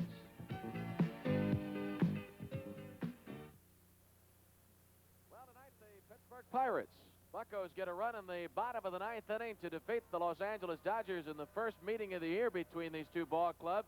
The Pirates scored in the first and last frames of the ball game. In the first inning, Willie Stargell singled home Omar Moreno, made it 1-0 against Don Sutton. And then the Los Angeles Dodgers got a base hit from Steve Garvey that drove in Rudy Law in the sixth inning and tied the game against Pirate left-hander John Candelaria. Then as we moved along in the ball game, it was passed into the hands of the relief pitchers. Steve Howe, the young left-hander, came on for the Dodgers. Kent Tekulve came on for the Pirates. And then with Joe Beckwith coming on for the Dodgers in the bottom of the ninth inning, bases loaded and nobody out. It was Beckwith against Garner, and Phil Garner had the high bouncing ball that just got over the glove of Bill Russell. And that bouncing ball, as it got past the Dodgers shortstop, once it got past Russell, there was no question that Bill Robinson was going to score easily. Pitch was down low from Beckwith, but Garner able to drive it into the surface and then bounce it over Russell's head. Bill Robinson carrying the mail home with the 2-1 victory. The totals in the ball game: the Pirates 2 runs on 10 hits and 1 error. The Dodgers 1 run, 7 hits and no errors. Kent Tekulve in relief of John Candelaria was the winning pitcher. So for Kent Tekulve, he is now 3-0. Tekulve's been in 10 games this year, and he's recorded 3 victories and 3 saves. Another fine performance for John Candelaria. John worked 8 innings, gave up only 1 run. As we mentioned in Candy's last 4 starts, he's worked a total of 35 innings and given up only 5 earned runs. But for Candy tonight, a no decision. But kept us in the ball game. Outstanding defensive plays as well were very integral parts of this ball game. Big plays on both sides. And on the losing side, by the way, for the Los Angeles Dodgers, Steve Howe, the rookie left-hander, was the loser. His record is now 1-1. 2-10-1 for the Pirates, 1-7-0 for the Dodgers. The paid attendance tonight, 9,817. The total in the house, and they saw a whale of a ball game, as you did tonight on our Pirate Television Network, 13,534. So the Pirates, 14 wins and 7 losses so far in this baseball season. It gives the Pirates a 2.5-game lead over the Chicago Cubs in the National League Eastern Division, because the Cubs were beaten by the San Diego Padres this afternoon 4-0, as Randy Jones pitched a 5-hit shutout for the San Diego Padres. Willie Hernandez was the Cubs starter and loser. Jerry Turner homered for San Diego. So the Pirates got help there. And Houston beat Montreal this afternoon 8-4. The Astros winning pitcher was Joe Niekro, and the loser was Ross Grimsley. Tonight, the Reds are leading the Mets 7-0 in the third. The Phillies are in front of Atlanta 5-4, and the Cardinals are in front of San Francisco 3-1. That's just a quick look at the Major League scoreboard tonight. But as I said, with the Cubs losing and with the Pirates winning, the difference now is 2.5 games. Pirates with a 2.5-game lead over Chicago in the National League Eastern Division. 2-1, the final score in the ball game. I mentioned a couple of the key plays in this ball game, and there were quite a few to mention. Bill Madlock turned in 2 pretty fine plays. One on Ron Cey in the 4th inning. The other was in the 9th inning when Ron Cey bounced into an inning-ending double play. That with Tekulve on the mound, as Madlock went far to his left to handle that ground ball. Tim Foley, a couple of key plays for the Pirates, one especially on Bill Russell in the 5th inning, as Foley went far to his right deep in the hole in the strong throw. Then Willie Stargell made the play on the opposite side to dig the ball out and retire Bill Russell in that situation. The Dodgers defense also was up to the task. We saw a great play by Reggie Smith in the 6th inning to retire Stargell on a ball that was dropping quickly in right center field. Also, Reggie Smith cut down Tim Foley at the plate. Pirates tried to add to their lead in the 1st inning. After Moreno had scored the 1st run, Foley tried to score from 3rd on the Madlock fly ball into shallow right center, but a good strong throw from Reggie Smith to Steve Yeager. Yeager blocking the plate and retiring Foley. So at that point, it stayed a 1-0 ball game. Might have been 2-0, but it was 1-0 at that point. Pirates leading. The Dodgers, as I say, tied the game up in the 6th inning, and then the Bucks win it. And the excitement of the 9th inning, Bill Robinson started it. Bill had fouled off numerous pitches, and Bill Robinson then found an 0-2 pitch that he liked and laced it back just off the just by the glove of Steve Howe into center field. Then with Bill Robinson running, Bill Madlock singled to center, moving Robinson to 3rd. That's when Tommy Lasorda, the manager of the Dodgers, offered the intentional walk to Lee Lacy, the pinch hitter, loading the bases, and that's when Lasorda brought the right-hander Joe Beckwith in, and Beckwith gave up the base hit to Phil Garner. So that's some of the excitement of the ball game tonight. Bill Robinson scored the winning run. Let's check in now with Nellie Briles, who has Bill Robinson down on the field. Well, thank you, Lanny, and indeed one of the stars of the game, even though he was just briefly in a ball game, was Bill Robinson. And Bill, I have to say that that's one of the classic confrontations tonight when you were battling the young left-hander out there, got ahead of you very quickly 0-2, and you just wouldn't let that 3rd strike go by. Battled him, finally got that big base hit. Thank you very much, Nellie, and I just thank and praise the good Lord. I was hacking on him. I missed a couple that I think I should have hit out, but you know, when you're not loose or when you go in and only play 1 inning and you come up and hit, you just try to scuffle. And I was in my scuffling stance and hit the ball right in front of the dirt, and he put his glove up and the ball shot through, and it was beautiful. When you're up there in that type of situation, what goes through your mind? What are you trying to do? You're leading off an inning, and you haven't faced this young guy before. What's going through your mind in that pinch hit role? First of all, I don't like facing guys that I've never seen before, and I'll give him credit. He has a running fastball. The ball runs away, and the only thing good about it is when he winds up like this, so you know he's going to throw you a slider. And like that old cliche, you don't get old by being a fool, and I thrive, I guess, on situations like that. thing I'm a little disappointed is, I guess the fans saw it, I messed up on another fly ball, and I have to take some more fly balls tomorrow. I don't like messing up on defense. I should have had Dusty's ball in my hip pocket, but it's just one of those things, but we won the game. We saw when you got on first base, the first pitch, did they put on the hit and run with Bill Madlock? Well, they put it on, but Chuck told me as I went up, he said, if you're on first base, the first pitch without a sign, it will be the hit and run. And Bill Madlock, right man in the right spot, I don't think anyone expected it. They were looking for him to bunt, and Bill, being the great hitter that he is, just punched the ball through and had men on first and third, and we knew we were going to win it then. Well, it's not only Bill Madlock, the right man in the right spot, but tonight it was Bill Robinson also, the right man in the right spot, and the Pirates come up victorious and grab the victory right away from the Dodgers. That's the way it looks from here, Lanny. Back up to you. Okay, thank you very much, Nellie, and that winds up Pirate Baseball for tonight, and what a great night of baseball it was. Be with us again this coming Friday, May the 9th at 10 o'clock Eastern Time from San Diego Stadium when the family meets the San Diego Padres. Pirate Baseball has been brought to you in part by Budweiser.